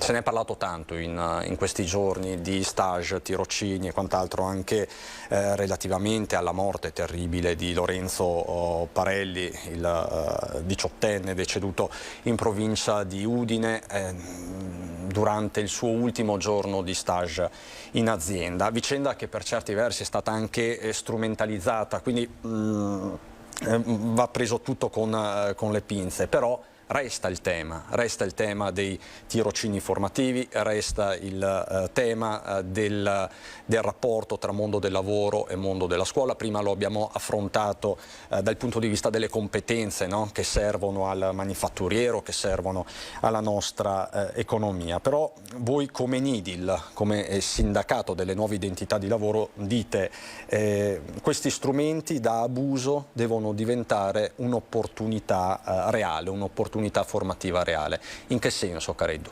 Nel senso che lo stage per definizione è un percorso formativo. Lo stage a livello normativo può essere curriculare, quindi riguardare appunto la vita di uno studente, e anche extracurriculare, cioè dopo la vita da studente, quindi come proprio ingresso nel mondo del lavoro. Se di formazione si tratta però, nel senso che noi siamo d'accordo sul fatto che i lavoratori vadano formati, vadano accompagnati all'interno del mondo del lavoro, però questa formazione non deve tramutarsi in lavoro mascherato. Lo stage è uno strumento che esiste, che viene utilizzato, che molte volte viene abusato. È uno strumento che ha subito un forte colpo, ad esempio, tornando all'argomento precedente, durante il periodo di Covid, perché appunto perché formazione, tutte le forme di tirocinio che sono poste in essere, che sono attivate, non prevedono nessuna copertura dal punto di vista contributivo, e quindi tutte quelle persone che si sono imbattute nella forma di stage come abuso, quindi che di fatto lavoravano però non avevano un contratto di lavoro, perché anche l'errore che si fa è: io sono stato assunto come stagista, non c'è nessuna assunzione. C'è anche le parole devono avere un peso, perché così le persone si abituano e capiscono che strumento stanno utilizzando. Durante il Covid riceviamo tantissime chiamate durante il primo lockdown, perché queste persone di fatto, con la sospensione imposta dalla Regione Veneto, si trovano a casa, nella convinzione di poter accedere o alla disoccupazione piuttosto che alla cassa integrazione. Strumenti che non possono essere utilizzati perché non è lavoro. Allo stesso tempo, rispetto all'episodio di cronaca che ha riguardato lo studente in alternanza scuola-lavoro, l'intento non è quello di demonizzare lo strumento, ma è quello di utilizzare correttamente lo strumento, insegnare alle aziende ad utilizzare correttamente lo strumento, ma anche a chi lo subisce in un certo senso, no? Perché anche la questione della sicurezza. Certo. Se un lavoratore, uno studente, viene formato in ambito sicurezza sul lavoro, andrà ad affrontare l'alternanza scuola-lavoro con un occhio più critico, uno spirito più critico, in autotutela, e per tutelare appunto anche chi gli sta intorno. Ovviamente non dico che quello che è successo sia colpa di una mancata formazione piuttosto che di una distrazione. Questo lo appurerà ovviamente la magistratura. Quello che dico è: partiamo da una formazione per generare prevenzione. Cioè, come diceva il dottore prima, in ambito Covid, se noi lo portiamo in ambito lavoristico, riusciamo a prevenire determinate questioni, riusciremo anche a stoppare il fenomeno, perché il fenomeno della sicurezza nel mondo del lavoro è un tema importante. Tra l'altro nell'ultimo semestre 2021 il vostro sindacato, quindi la NIDI, la CGIL di Treviso, ha intercettato sul territorio provinciale, quindi della Marca trevigiana, una ventina di situazioni di abuso e irregolarità. Ci faccia degli esempi. Allora, noi abbiamo anche attuato delle vertenze in questo ambito, perché poi a un certo punto le persone si rendono conto che qualcosa non torna e quindi passano e si informano. Abbiamo avuto la store manager, quindi una responsabile di un punto vendita da sola in stage. La normativa parla di formazione, aveva le chiavi del negozio, eccetera, eccetera. Quindi un palese abuso. Abbiamo avuto il lavoratore cinquantenne inserito all'interno dell'assetto produttivo come stagista con alle spalle 20 anni di esperienza. Ora la domanda sorge spontanea: un lavoratore che ha 20 anni di esperienza in quella mansione cosa può ulteriormente imparare? O meglio, ci può essere anche qualcosa che deve imparare perché le cose cambiano, ma le può imparare magari in un mese e quindi mi sta bene l'utilizzo dello stage. Dopo però ci deve essere un'assunzione con tutti i diritti che ne derivano e i doveri che ne derivano, d'accordo? Perché poi il lavoro è un diritto ma è anche un dovere. La ragazza commessa che si trova ad essere in stage accanto alla collega che ha un contratto normale di lavoro, fanno la stessa mansione, lavorano tutte e due la domenica, tipologie differenti. Con due tipologie differenti, diritti Quindi, differenti. Diciamo che voi dite, soprattutto in questa fase di ripartenza, o perlomeno così ce la raccontiamo, sì, bisogna avere un occhio di riguardo proprio per questo strumento che deve essere di reale introduzione nel mondo del lavoro e non un abuso. Questo è il messaggio. Ci aiuta la legge di bilancio perché prevede l'obbligo di rivedere la normativa, che è di carattere regionale, ci dà delle linee guida da seguire, finalmente pone l'accento un po' più marcato rispetto alla modalità sanzionatoria di un eventuale abuso e quindi ci aiuta come parte sociale a far sì che questo strumento venga effettivamente utilizzato per il suo obiettivo naturale, che è un inserimento lavorativo, che è una formazione della persona. E questo è il senso profondo dello strumento e insomma parliamo comunque di migliaia di tirocini solo nella Marca trevigiana e quindi di migliaia di persone interessate in tutto il territorio regionale. Io credo la ringrazio per essere stata mia compagna di viaggio finora, abbiamo toccato un po' tutti i temi, quindi ci aggiorniamo perché insomma i temi non mancano. Grazie quindi a Rossana Careddu, che è segretaria generale di NIDIL, nuova identità di lavoro all'interno della CGIL della Marca trevigiana, e si preparano per il dibattito politico e non solo, perché ci sono davvero tanti spunti. Il sindaco di Cadoneghe Marco Schiesaro, Raffaele Freda, consigliere comunale di Preganziol Fratelli d'Italia, ci raggiungerà anche Margherita Colonnello, che è consigliera comunale del Partito Democratico a Padova e che ha fatto tanto discutere con la sua mozione dedicata alle statue di donna in Prato della Valle. Ma tutto questo dopo il meteo e la pubblicità. A fra poco.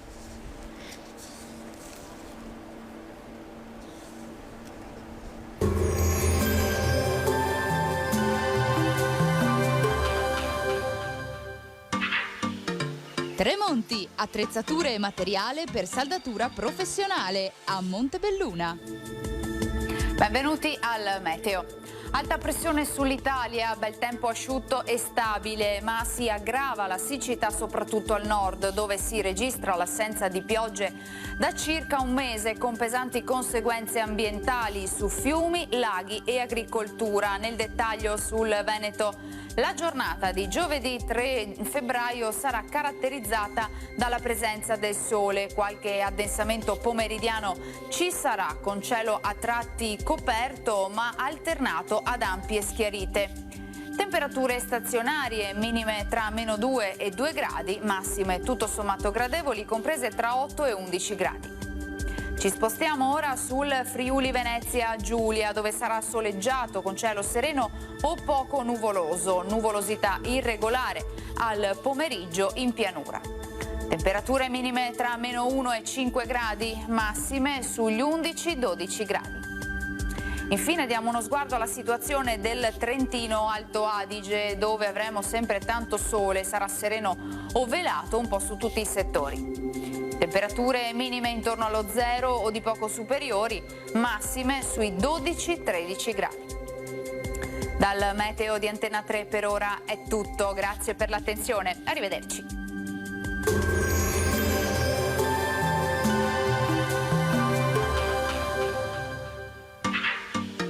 Tremonti, attrezzature e materiale per saldatura professionale a Montebelluna.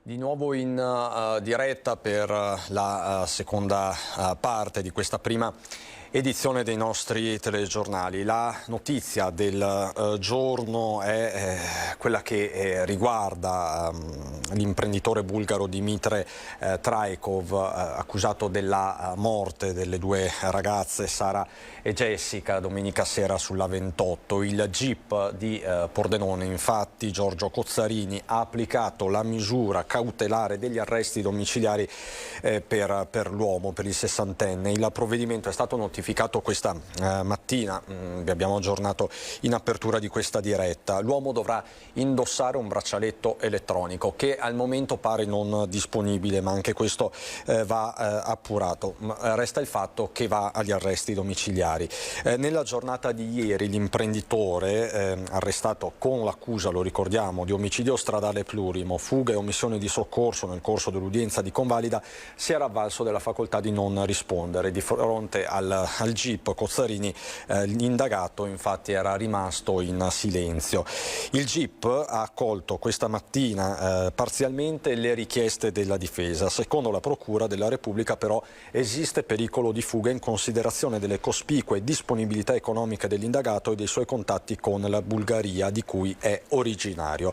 E gli sono stati sequestrati anche i suoi 4 cellulari di cui era in possesso. È ovviamente la notizia del giorno, come potete immaginare sta facendo clamore, sta facendo discutere anche a livello social. Qui con me c'è Raffaele Freda, che è consigliere comunale a Preganziol, capogruppo di Impegno Comune Fratelli d'Italia. E torno con Freda, innanzitutto buongiorno Freda. Buongiorno. A occuparmi di questi temi, perché Freda è il ragazzo che nel luglio del 2019 diede per primo, insieme alla fidanzata Erika Fischer, l'allarme per quell'auto pirata che travolse e investì i 4 angeli, così sono stati poi rinominati, sulla Jesolana. Insomma, ce la ricordiamo tutti, quella immane tragedia. Anche in quel caso fu un pirata della strada. Quindi, a sentire queste notizie, Freda, cosa prova? Naturalmente provo lo stesso sconforto e dolore che provano probabilmente tutti i cittadini, aumentato, devo dire la verità, anche dall'ulteriore elemento che poi il pirata della strada, in questo caso, come in realtà nel caso dei ragazzi di Musile, oltre ad aver combinato il danno, oltre ad aver spezzato delle giovani vite, si è anche macchiato di omissione di soccorso, che in qualche misura rende ancora più grave, secondo me, la sua condotta, ammesso che venga accertato naturalmente. Nel frattempo la scelta tecnica del GIP di chiedere gli arresti mi sembra la più corretta, essendo un cittadino straniero e appunto avendo una disponibilità economica importante. Quello che fa più male è naturalmente che in questo caso non si tratta di un problema poi di sicurezza stradale, ma di una condotta deliberatamente scorretta e magari anche segnata dall'utilizzo dell'alcol. da parte del conducente, a cui si accompagna per giunta l'omissione stradale, cioè dopo aver commesso un fatto così grave non hai nemmeno la forza, il coraggio, la coscienza, direi, di fermarti per provare a dare una mano alle vittime. Quindi naturalmente mi comporta, come a tutti, un sentimento di tristezza innanzitutto. Poi va ricordato, lei quella sera con la sua fidanzata fece la differenza, perché grazie alla sua segnalazione poi si individuò quel pirata della strada sostanzialmente, perché se non ci fosse stata quella segnalazione probabilmente non si sarebbe ricostruita nemmeno l'esatta dinamica di quel tragico fatto. Credo che in quel tratto della Treviso Mare non ci siano telecamere e quindi probabilmente non si sarebbe arrivati poi a individuare il veicolo del responsabile. Io penso che la maggior parte dei cittadini in realtà abbiano un fortissimo senso civico e sappiano riconoscere i comportamenti insicuri e quelli sicuri. E sono convinto quindi che la maggior parte dei cittadini appunto abbia coscienza e consapevolezza di quello che va fatto per evitare di commettere delle vere e proprie stragi, ma anche per riuscire a segnalare i comportamenti anomali che possono portare un pericolo per le altre persone. Tra l'altro su questa vicenda lo fa raramente, ma lo ha fatto, si è espresso proprio in questi minuti il Presidente della Regione Veneto Zaia. Rispetto all'autonomia del GIP, ma i domiciliari al responsabile pongono dei quesiti. Così il Presidente della Regione Veneto Luca Zaia, che tra l'altro in queste ore si trova a Roma, alle 15:30 come sapete c'è la seduta del Parlamento in forma congiunta per il discorso di Mattarella. Quesiti, dice Zaia, che si pongono anche dal punto di vista umano, sia tra i familiari che nella cittadinanza, e che ho percepito con forza anche in un mio colloquio con il papà di Jessica. Quindi Zaia dice di aver appunto avuto un colloquio con il papà di Jessica, una delle due ragazze rimaste uccise. Questa tragedia già così immane viene vissuta ancora peggio per il fatto che non sia stato preso un provvedimento di custodia cautelare in carcere. Queste le parole di Zaia. La mia è una semplice considerazione che però possa essere accolta da chi di dovere, anche perché il sentimento comune e la comunità delle due famiglie si aspettavano un provvedimento di maggior rigore. Quindi è una presa di posizione in punta di piedi, ma appunto di contrarietà a questo provvedimento del GIP. Chiederei un commento, perché adesso lo vedo collegato, se non sbaglio, Tony, al sindaco. Ecco, lo saluto e lo ringrazio, al sindaco di Cadoneghe, Marco Schiesaro. Buongiorno sindaco.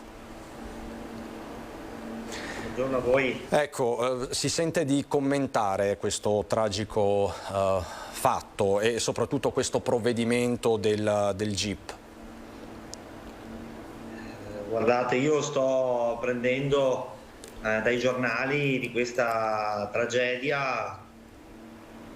Purtroppo non è né prima né l'ultima.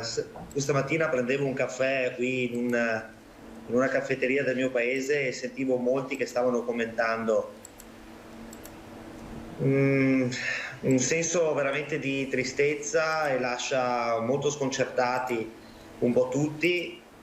Mi pare che questi fenomeni si stiano replicando molto spesso, specie dopo questa grande ondata pandemica, che non so se abbia portato grandi così, nuove sensibilità, ecco.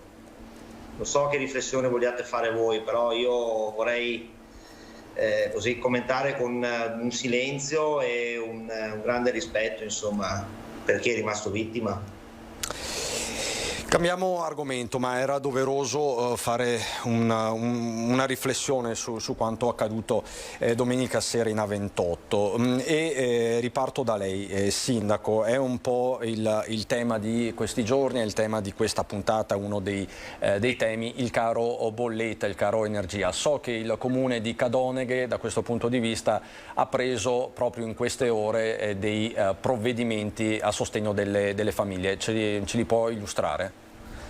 Sì, la ringrazio, ma i provvedimenti sono e vanno nella direzione che noi riteniamo più opportuna. Noi dobbiamo aiutare le famiglie del nostro comune nella maniera più concreta e immediata possibile. Oggi pensionati, classe media, lavoratori, giovani coppie, gli anziani che hanno magari la minima hanno difficoltà perché stanno arrivando le prime bollette della luce e del gas che stanno registrando aumenti vertiginosi.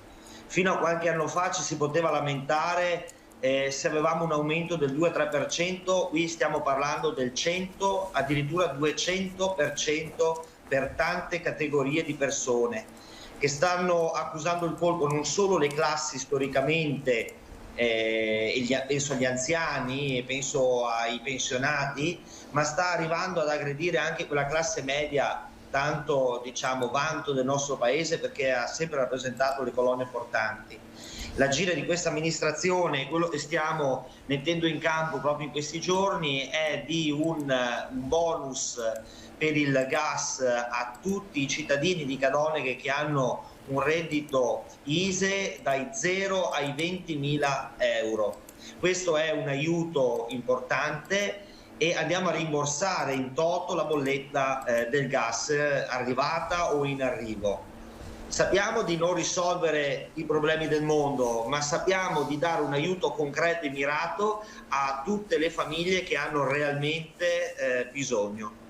Parliamo di quante risorse avete stanziato per questo tipo di provvedimento, Sindaco? Superano i 60.000 euro. Però è la dimostrazione che i comuni però possono intervenire su questo tema. Sì, i comuni possono e secondo noi devono intervenire e peraltro non è l'unica azione che abbiamo messo in campo. I comuni, ripeto, devono a mio avviso intervenire, devono mettere risorse a pronti, quindi spesa corrente per dare una mano alle famiglie. Ma abbiamo per esempio proprio a dicembre varato anche un altro aiuto alle famiglie che hanno i ragazzi che vanno a scuola e devono pagare gli abbonamenti. Noi abbiamo stanziato in questo caso 20.000 euro per pagare gli abbonamenti ai ragazzi che prenderanno l'autobus e dovranno andare a scuola, penso agli istituti superiori, ne abbiamo uno a Cadoneghe ma tanti nella nostra provincia, e quindi chiediamo a tutti i ragazzi e alle loro famiglie di conservare l'abbonamento e in primavera potranno presentarlo in comune per un rimborso al 100%. Ecco, sono provvedimenti questi molto, molto concreti, Freda, quindi i comuni possono avere voce in capitolo, soprattutto di fronte a queste emergenze che stanno colpendo le famiglie. Certo, poi il tema sono le spese, i trasferimenti ordinari da parte dello Stato, insomma temi che ben conosciamo, ma i comuni devono intervenire. Beh, innanzitutto faccio i miei complimenti al Sindaco e all'amministrazione di Cadoneghe per questo intervento molto puntuale ed utile per i suoi cittadini. I comuni possono intervenire, certo, i comuni dovrebbero intervenire, certamente. È chiaro però che per i sindaci trovare poi dello spazio in bilancio non è sempre semplicissimo, anche perché questo aumento delle bollette era prevedibile soltanto relativamente, quindi per poter muovere delle poste importanti nel bilancio c'è bisogno di una previsione di lungo raggio e quindi è necessario fare poi degli interventi effettivamente eccezionali. In provincia di Treviso Fratelli d'Italia sta facendo approvare dai consigli comunali, l'ha già fatto Castelfranco, l'ha fatto Oderzo, una mozione con la quale l'amministrazione, votata in entrambi i casi all'unanimità tra l'altro, quindi anche dal centro-sinistra, una mozione con la quale si chiede un sostegno immediato al governo, perché il problema mette in ginocchio le famiglie ma colpisce ancora di più le imprese. E colpisce anche, e penso che il sindaco Schesaro possa essere d'accordo, colpisce poi anche gli stessi edifici comunali e di proprietà comunale, perché poi la bolletta esplode in mano anche al sindaco per le spese, che ne so, di corrente del municipio, il gasolio per i mezzi comunali, l'impiantistica sportiva che è un altro grossissimo tema. Guardi, ha perfettamente ragione, scusi se la interrompo, ma voglio prendere al volo quello che dice, ha perfettamente ragione. Infatti la manovra che abbiamo approvato ieri di bilancio, di previsione per quest'anno, va proprio in questo senso, cioè stiamo indirizzando tutti i fondi che noi disponiamo, spese correnti e titolo secondo, che sono le opere, verso le cose, verso gli interventi più essenziali. Pensate anche che abbiamo sempre a dicembre per quest'anno introdotto un bonus cultura che non è altro che un aiuto ai ragazzi minorenni del nostro comune, perché sappiamo il governo ha preparato un bonus cultura per i maggiorenni, ma ci dimentichiamo sempre di quei ragazzi che vivono nei nostri comuni e non hanno ancora compiuto 18 anni, ma vanno a scuola, comprano libri, acquistano tecnologia, vanno a fare corsi di lingue e a questi ragazzi chi ci pensa? Anche a loro abbiamo dato un'opportunità di essere parte integrante di una comunità, quella di Cadoneghe e non solo, dando anche a loro un aiuto, anche per esempio per l'acquisto di uno strumento musicale. Cioè noi stiamo investendo sulle nostre famiglie e sui giovani, e qui sul tavolo ho per esempio, guardate, un bando che si chiama, che è quello del PNR, e riguarda proprio gli istituti scolastici. Noi abbiamo un patrimonio scolastico, penso il mio comune, che ha bisogno di grandissimi interventi, che storicamente non era mai stato, diciamo, aiutato, gestito, e oggi ci troviamo a fronteggiare una situazione alla quale si unisce anche il caro bollette, perché sapete che gli immobili comunali delle scuole, dell'asilo, delle elementari e delle medie, cosiddette alla vecchia maniera, sono tutte in carico al comune. Vedo già collegata, la saluto e la ringrazio, Margherita Colonnello, che è consigliere comunale del Partito Democratico a Padova. Colonnello, buongiorno. Buongiorno a tutti.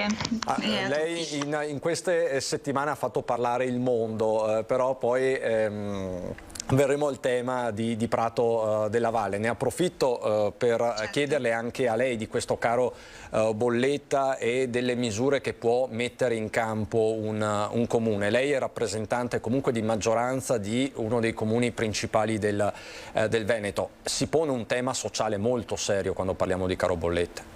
Certo, questo è assolutamente uno dei temi prioritari all'ordine del giorno in tutti i livelli della politica, da quella internazionale a quella locale. Anche il nostro comune si sta impegnando per riuscire a dare una risposta alle famiglie ma anche alle imprese, perché naturalmente questo caro bollette incide anche sulla produttività delle aziende, e innanzitutto con un ragionamento di tipo strutturale, sia di coordinamento con gli altri sindaci nell'ambito dell'ANCI e anche in coordinamento con i vertici dell'azienda che elargisce luce e gas nel nostro territorio, in un tavolo che è stato convocato proprio la scorsa settimana. Dopodiché stiamo continuando a chiedere al governo di fare di più. Lasciatemi però qui dire una battuta: il mio partito a dicembre aveva già richiesto di fare di più, aveva chiesto in sede di Consiglio dei Ministri un bonus di 200 euro per i redditi sopra i 70.000 euro per riuscire a calmierare proprio il caro bollette. La Lega si è opposta a questo tipo di proposta, quindi adesso tocca al nostro Paese riuscire a dare una risposta a famiglie e imprese andando a debito. Ecco, questo è un tipo di risposte che graverà sulle nuove generazioni, sulle prossime generazioni. Colonnello, la vedo collegata da una scuola, se non sbaglio, è il tema della scuola. Sì, è il mio lavoro, sono insegnante. E quindi cade a fagiolo, perché oggi ovviamente il tema è quello del nuovo decreto, di questa semplificazione della DAD. Lei che cosa ne pensa, non solo da esponente politico ma da operatrice del settore della scuola? È la strada giusta, è la giusta direzione, quella intrapresa ieri dall'esecutivo Draghi? Sì, io penso che sia la giusta direzione. Noi vediamo da anni nell'ambito della scuola, vorrei dire, no, drammatici forse è troppo, perché abbiamo reagito con forza e determinazione come docenti, come studenti, come famiglie. Devo dire che siamo stati forti, ma abbiamo attraversato delle grandi difficoltà e in particolare quest'anno a livello organizzativo molto si è scaricato sulle scuole. E una semplificazione credo che ci dia la sensazione di ritornare verso una nuova normalità. Chiaramente non siamo ancora ai livelli pre-pandemia, ma abbiamo bisogno, ecco, di serenità, soprattutto ne hanno bisogno i ragazzi che, guardate, sono in una situazione molto delicata. Io penso che l'attenzione di noi tutti, della comunità, ma della politica in particolare, debba proprio concentrarsi su questa fascia di popolazione che esce peggio delle altre da questa pandemia. Allora, di fatto questo decreto del governo, ne abbiamo parlato parecchio oggi nel corso di questa trasmissione, va a tagliare, a ridurre la DAD e in qualche modo a circoscriverla per gli studenti non vaccinati. Questo ha provocato un terremoto interno all'esecutivo con la Lega che ieri di fatto non ha partecipato al voto su questo decreto. Sindaco Schiesaro, lei è sindaco di un importante comune dell'Interland padovano ed è anche esponente leghista. Le chiedo, la Lega ha fatto bene? C'è una discriminazione in atto nei confronti degli studenti non vaccinati? Secondo me sì, la scuola deve essere aperta e deve essere aperta a tutti, anche ai bambini che per qualsiasi motivo non hanno la possibilità di fare il vaccino. La scuola deve essere un comparto libero da discriminazioni, deve essere aperto a tutti e quindi non si capisce perché questo genere di discriminazioni debbano entrare nel mondo della scuola ai bambini veramente piccolini. La DAD è stata una opportunità nei momenti più crudi. Io adesso auspico che si ritorni alla normalità, perché non so se avete già avuto modo di intervistare i genitori, anche questi li ho quando si beve un caffè al bar eccetera, tutti chiedono: sindaco, ma quando è che si tornerà alla normalità? Noi non ne possiamo più, i nonni che devono gestire i nonni, devono gestire i bambini, dove metto il bambino, devo andare a lavorare, non posso chiedere il permesso, non ho più ferie, cioè bisogna anche capire che ci sono altri problemi, no? che creano la DAD. La DAD va bene, deve essere in un periodo ristretto, ma i ragazzi devono andare a scuola, basta con queste discriminazioni. Fate i tamponi per chi non è vaccinato o non ha la possibilità di essere vaccinato, di bambini a scuola, e fateli entrare e mantenete e garantite la presenza a scuola dei bambini, perché si sta sviluppando un altro fenomeno molto grave, che è quello delle baby gang, cioè di bambini sempre più piccoli, sempre più giovani, che si prendono ammazzate per strada, nei parchi, perché devono sfogare tutta questa tensione repressa a casa, che non possono uscire, sempre davanti a un computer. Insomma, bisogna anche capire che i bambini, i ragazzi devono andare a scuola, devono vivere con serenità questo momento, devono avere l'impegno al mattino di uscire puliti, ordinati, con la cartella a posto, con i compiti fatti, che devono prendere l'autobus, insomma devono avere un'agenda, devono avere delle responsabilità e degli obiettivi in quella giornata. Non è possibile che si possa continuare ancora con i bambini vestiti fino alla cinta e sotto hanno il pigiama perché fanno la data a casa. In realtà quello lo fanno anche i più grandi, sindaco. Sì, però insomma i bambini certo, devono essere responsabili, devono essere responsabilizzati, devono sapere che alle 6, alle 5:15 ci si sveglia e si deve andare a scuola. Sentiamo Colonnello, consigliere Colonnello, ecco, c'è una discriminazione strisciante, come dice la Lega, o lei anche da operatrice del mondo della scuola non avverte questa criticità? Guardi, una criticità c'è a prescindere in questo momento, nel senso che non si può negare che abbiamo di fronte anche un problema di tenuta sociale tra persone che responsabilmente e per dovere civile, etico e morale si sono vaccinate e persone che invece hanno fatto altre scelte. Io devo dire che la scuola da questo punto di vista è un esempio di apertura, di pedagogia, di educazione e di vicinanza nei confronti di tutti. Il punto è che qui dobbiamo tenere insieme due principi, come dice giustamente il collega Schiesaro, il diritto allo studio, la possibilità per tutti di entrare a scuola, ma anche fare i conti con una pandemia che per 2 anni ci ha chiusi in casa. Come tenerli insieme senza confliggerli? Ecco, su questo io penso che il Paese debba fidarsi della scuola, degli insegnanti, degli operatori, anche delle famiglie, nel senso che alle persone, ai ragazzi che per un motivo o per l'altro non sono vaccinati, per motivi di prudenza si dice guardate, state a casa se presentate sintomi, peraltro si è comunque ridotta la quarantena, ma siete comunque accolti in questa scuola. Cioè, non sia mai che si dica che la scuola è un luogo escludente. Questo sarebbe veramente molto offensivo e non tiene conto dello sforzo che tutti gli operatori, tutti gli insegnanti, tutti i dirigenti stanno facendo per tenere insieme i pezzi. Beh, però pare che sia così, consigliere. Cioè, anche perché lei dice bisogna fidarsi della scuola e noi ci fidiamo anche della scuola, ma la scelta in realtà la fa il governo, non di per sé la scuola. Poi i presidi, da quello che si apprende sui giornali, si sono espressi favorevolmente con questa misura, ma questa misura appare discriminatoria anche per il semplice fatto che i minori di fatto non si autodeterminano poi alla fine dei conti a vaccinarsi o meno, quindi devono subire, tra virgolette, la scelta dei genitori che magari non li invitano o non gli consigliano di vaccinarsi, soprattutto quando sono più piccoli, però poi l'esclusione eventuale per cui vengono messi in DAD la patiscono loro. Sinceramente io credo che il governo abbia fatto sicuramente un passo in avanti verso l'eliminazione della DAD. Probabilmente magari attendendo un breve periodo saremmo riusciti a fare come ha fatto recentemente il Belgio, che ha detto per garantire un insegnamento uguale, libero e che non escluda nessuno eliminiamo semplicemente la DAD, che viene ripresa soltanto nei casi in cui le classi rappresentano un vero e proprio cluster, no, di pandemia. E Colonnello, se vuole controreplicare poi passiamo alla vicenda che la vede protagonista. In realtà mi sento molto più protagonista in questo caso, se devo dire, visto che riguarda la mia professione.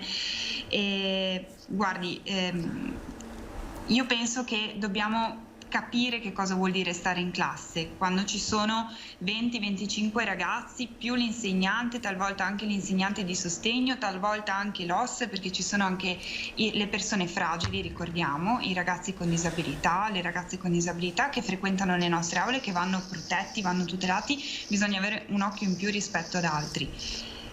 Che lo si voglia o no, purtroppo le persone non vaccinate rappresentano un rischio per tutte le altre.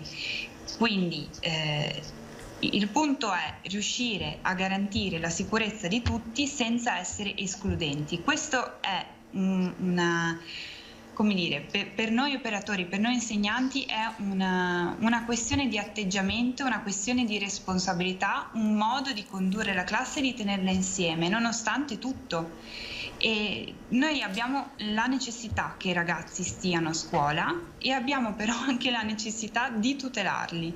Le due cose stanno insieme se si agisce con buon senso e se si evitano, secondo me, strumentali polemiche, perché poi veramente, lo ripeto, bisogna tenere conto che cosa vuol dire in questo periodo storico stare in 25 in classe, magari in 2 docenti, magari con persone con disabilità.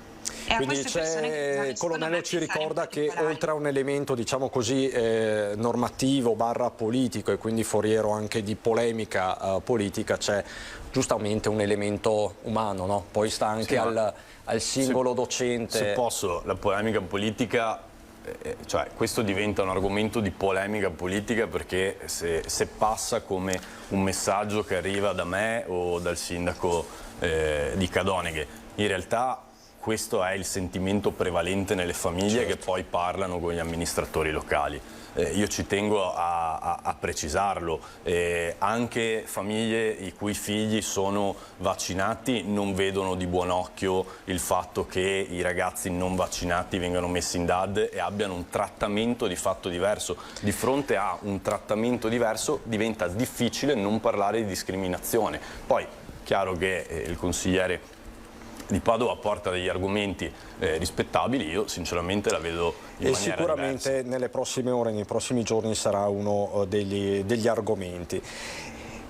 Rimanendo sempre sul tema della discriminazione, dicevo, Margherita Colonnello è stata la madre spirituale di una mozione che l'altra sera all'1:34 di notte è passata in Consiglio Comunale a Padova, ha fatto discutere a livello internazionale il Guardian, il New York Times. Il tema è quello delle statue in Prato della Valle, quindi di fatto è passata la mozione con cui si chiede di dare pieno diritto di cittadinanza ad una figura femminile in Prato della Valle. Che battaglia è stata, Colonnello, e si sente soddisfatta?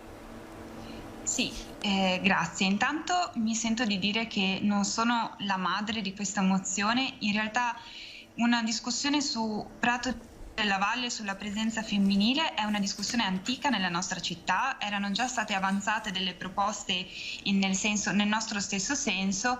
La nostra in qualche modo ha fatto più voce, più notizia delle altre, forse perché si colloca anche in un contesto storico in cui si parla molto di presenza di genere nella monumentalità pubblica.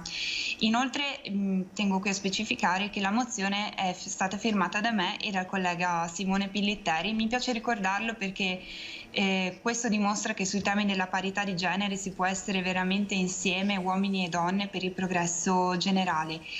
La discussione si è celebrata non solo in Consiglio Comunale, ma in tutto questo mese in città, ed è stata una bellissima e altissima discussione dal mio punto di vista, quindi sì, ne usciamo assolutamente soddisfatti, anche perché riteniamo che il risultato sia la vera rappresentazione di Padova oggi, una Padova che è aperta alle pari opportunità e alla presenza delle donne, non soltanto in termini politici attuali, le donne che stanno facendo la storia di Padova in tanti ruoli. Ricordiamo soprattutto l'elezione della prima rettrice dell'Università di Padova dopo 800 anni dalla sua nascita, ma ecco le donne che hanno fatto anche la storia di Padova nel passato e che meritano di essere ricordate. E Sindaco Schesaro, visto dalla cintura urbana di Padova, visto da un sindaco della Lega, il centrodestra, se non sbaglio, si è astenuto dal votare questa mozione. Lei come vede da vicino di casa questa polemica, che forse polemica non è nemmeno, però ha fatto discutere parecchio? Sì, ha fatto discutere, devo dire, solo a Padova, perché in cintura urbana, diciamo, non abbiamo avuto questa onda di coinvolgimento. Però io apprezzo molto, diciamo, la proposta della Colonnello, non tanto perché diciamo, pone la questione di genere, che peraltro bisogna stare molto attenti perché si rischia di cadere nell'esclusione. Cioè, quando si cerca sempre di favorire un genere o si parla sempre di un genere, bisogna sempre stare molto attenti ed equilibrati, ma io la vedo invece molto positivamente perché la sinistra padovana intende intitolare un monumento ad una donna veneta che insomma è un vanto della nostra storia, della cultura veneta, della cultura locale, e peraltro tutti i nomi che erano sul tavolo sono veramente permeano la nostra cultura, la nostra territorialità con la serenissima e la fulgida storia che questa rappresenta per tutti noi. Devo dire che mentre a Padova si dibatte sulla questione di genere e diciamo sull'uomo e sulla donna, a Cadoneghe stiamo per intitolare un primo parco urbano, il cosiddetto Bosco dei Giusti, ad un grande padovano che è appunto Giorgio Perlasca. Quindi noi non ci poniamo tanto sulla necessità di aumentare la presenza maschile o femminile, ma ci preoccupiamo invece di aumentare la visibilità e la presenza nella toponomastica dei nostri comuni di uomini o donne che hanno rappresentato un esempio per tutti noi. E noi ci siamo sentiti di intitolare questo primo bosco, il Bosco dei Giusti, ad un grande giusto tra le nazioni, che è un grande padovano, che è appunto Giorgio Perlasca. Questo è il luogo, se non sbaglio, del bosco urbano, Sindaco? Proprio questo. Qui siamo nel momento della messa a terra di questi alberi, diciamo peraltro melliferi, che faranno molti fiori e coloreranno i nostri quartieri, faranno e aumenteranno la biodiversità locale, renderanno più gradevoli i nostri quartieri, ma aggiungiamo a questo progetto di rigenerazione urbana, di verde urbano, diamo anche un significato soprattutto alle giovani generazioni, ciò che è stato, per non dimenticare, ma diamo anche un significato potente agli interventi che si fanno sui nostri territori, non tanto per l'uomo o la donna, perché solo se pensiamo ai capitelli che abbiamo nei nostri territori dove ci sono dove trova e riposa per esempio la Madonna, è un'immagine sacra femminile. Quante vie a Padova sono intitolate a Cornaro o ad altri, voglio dire, donne eccellenti. Quindi è stata però molto intelligente la Colonnello a introdurre quello che un problema non è, per cercare di sviare il dibattito cittadino su un tema che non può rappresentare un problema, ma un'opportunità. E qua siamo già in campagna elettorale, mi pare di capire. Certo. È stata molto intelligente, glielo riconosco, è una bellissima uscita comunicativa, che peraltro è stata colta dalla stampa locale ma soprattutto internazionale, sì, che è alla ricerca di però diciamo adesso in Prato della Valle 78 statue, 78 figure maschili, c'era un evidente Sì, ma noi non possiamo giudicare disequilibrio. la storia. Noi non possiamo giudicare la storia, voglio dire. Quando nacque la piazza è nata così. Se dopo noi oggi ci vogliamo inserire anche una figura femminile, ben venga, ma mi pare che non troverà collocazione lì. Ma non possiamo dare un giudizio sulla storia, dobbiamo dire i tempi sono cambiati e allora aggiungiamo, se volete, una rappresentazione, un monumento in più. E qui apriremo un altro capitolo immenso che riguarda poi il dibattito della cancel culture e quant'altro, insomma. Però il tema posto da Colonnello, non solo da Colonnello ovviamente, ma da questa parte del centro-sinistra padovano ha fatto discutere. E lei, Freda, invece dalla prospettiva di Preganziol, come la vede questa polemica, che polemica non è?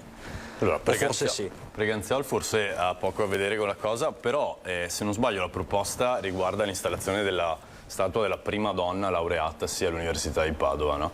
In filosofia, se non sbaglio, Colonnello. Sì, in filosofia, perché non le fu concesso di laurearsi in teologia, che era la sua vera vocazione.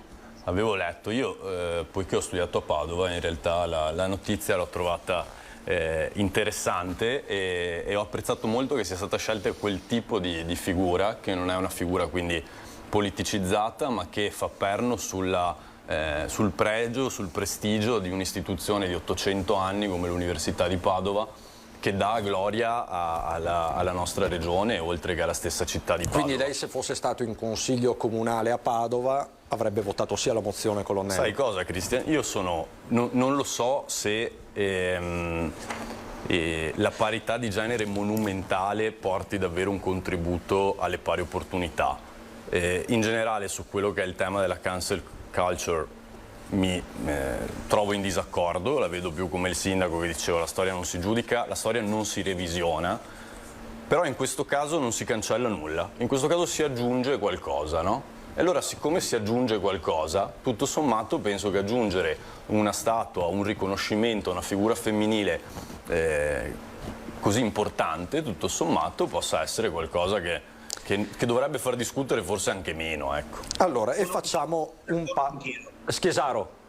Sono completamente d'accordo con chi è in studio, ecco adesso vi vedo, completamente d'accordo. Quando non si giudica la storia, quando si aggiunge e non si cancella, io posso essere soltanto che d'accordo. In più, in questo caso stiamo valorizzando una storia della nostra città e che ha rappresentato, ripeto, un fulgido esempio per tutta la nostra città, la nostra terra.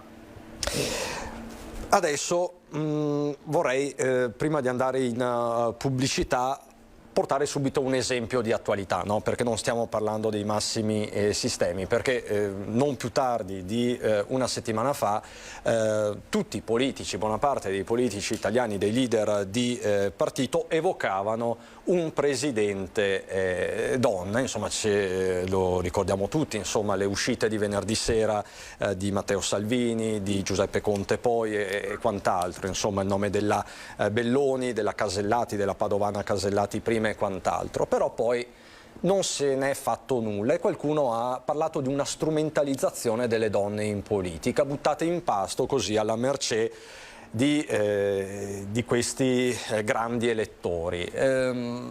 Colonnello, lei come l'ha vissuta questa partita quirinalizia? Intanto mi lasci dire in coda ai colleghi di prima che ringrazio per il giudizio che hanno espresso relativamente alla questione della statua, che il punto è proprio questo, cioè le statue, i monumenti non sono qualcosa che celebra il passato ma il presente. Evidentemente viviamo un presente dove le donne finalmente hanno accesso a determinate partite e le donne sono rappresentanti a livello politico, nel mondo imprenditoriale, nel mondo delle professioni, ormai ci sono e tutti ne prendono atto da una parte e dall'altra. Quindi ecco, un monumento celebra questo più che appunto giudicare il passato, celebra un presente di parità.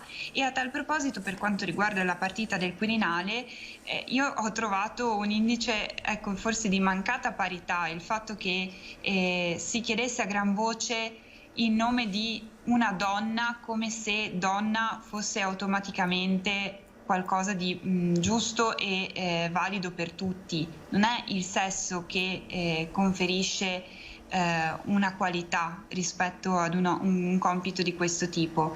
Certamente una cosa che si può rilevare è che i nomi di donna fossero minori rispetto a quelli degli uomini. Questo ci incita e ci sprona a fare sempre di più per ottenere una parità di fatto, oltre che di nome e di accesso alle cariche.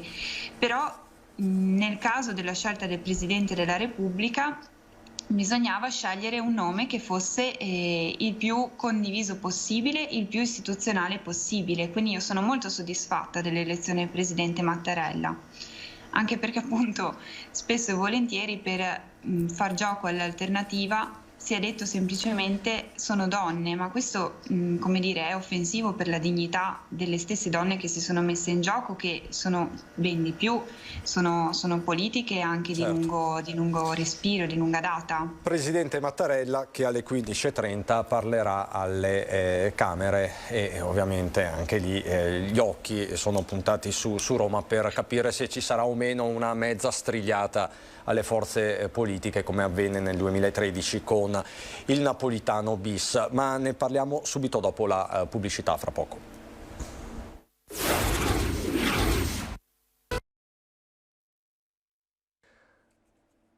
Di nuovo in diretta, ultima parte di questa diretta, scusate il gioco di parole ma dopo 2 ore e mezza perdo anche un po' la Trebisonda e saluto e ringrazio perché so che ha degli impegni Margherita Colonnello, quindi grazie Colonnello, ci aggiorniamo presto giornata. E stiamo a vedere poi come finisce questa partita, perché per il momento c'è un impegno formale, però poi bisognerà entrare nel vivo del progetto di questa statua dedicata a una donna d'eccezione ed eccellente della storia padovana. Grazie quindi a Margherita Colonnello, consigliere comunale del Partito Democratico. Resto con Marco Schiesaro, sindaco di Cadoneghe e rappresentante della Lega, e Raffaele Freda, capogruppo di minoranza Preganziola, rappresentante di Fratelli d'Italia. Resto con 2 anime del centrodestra che in questi giorni è in difficoltà, non lo dico di certo io, ma insomma diciamo che con l'elezione di Mattarella si è aperta una ferita profonda proprio fra Lega e Fratelli d'Italia. Chiesaro, è così e questa ferita si rimarginerà? Ma allora io parto con un commento: il centrodestra è maggioranza nel paese, in tutte le regioni. Il popolo è un popolo di centrodestra. Nei territori, se parliamo con i cittadini, non stanno capendo quello che sta accadendo a livello centrale, a livello nazionale. Se parliamo con gli eletti sui territori, consiglieri tra Lega e Fratelli d'Italia, non c'è questa distanza che si sta avvertendo a livello nazionale. Quindi c'è molta narrazione, però poca sostanza, secondo me, a livello locale, perché tra me e il suo ospite in studio devo dire che non ci sono grandi differenze o grandi sensibilità così o sensibilità lontane, almeno mi permetto di dirlo.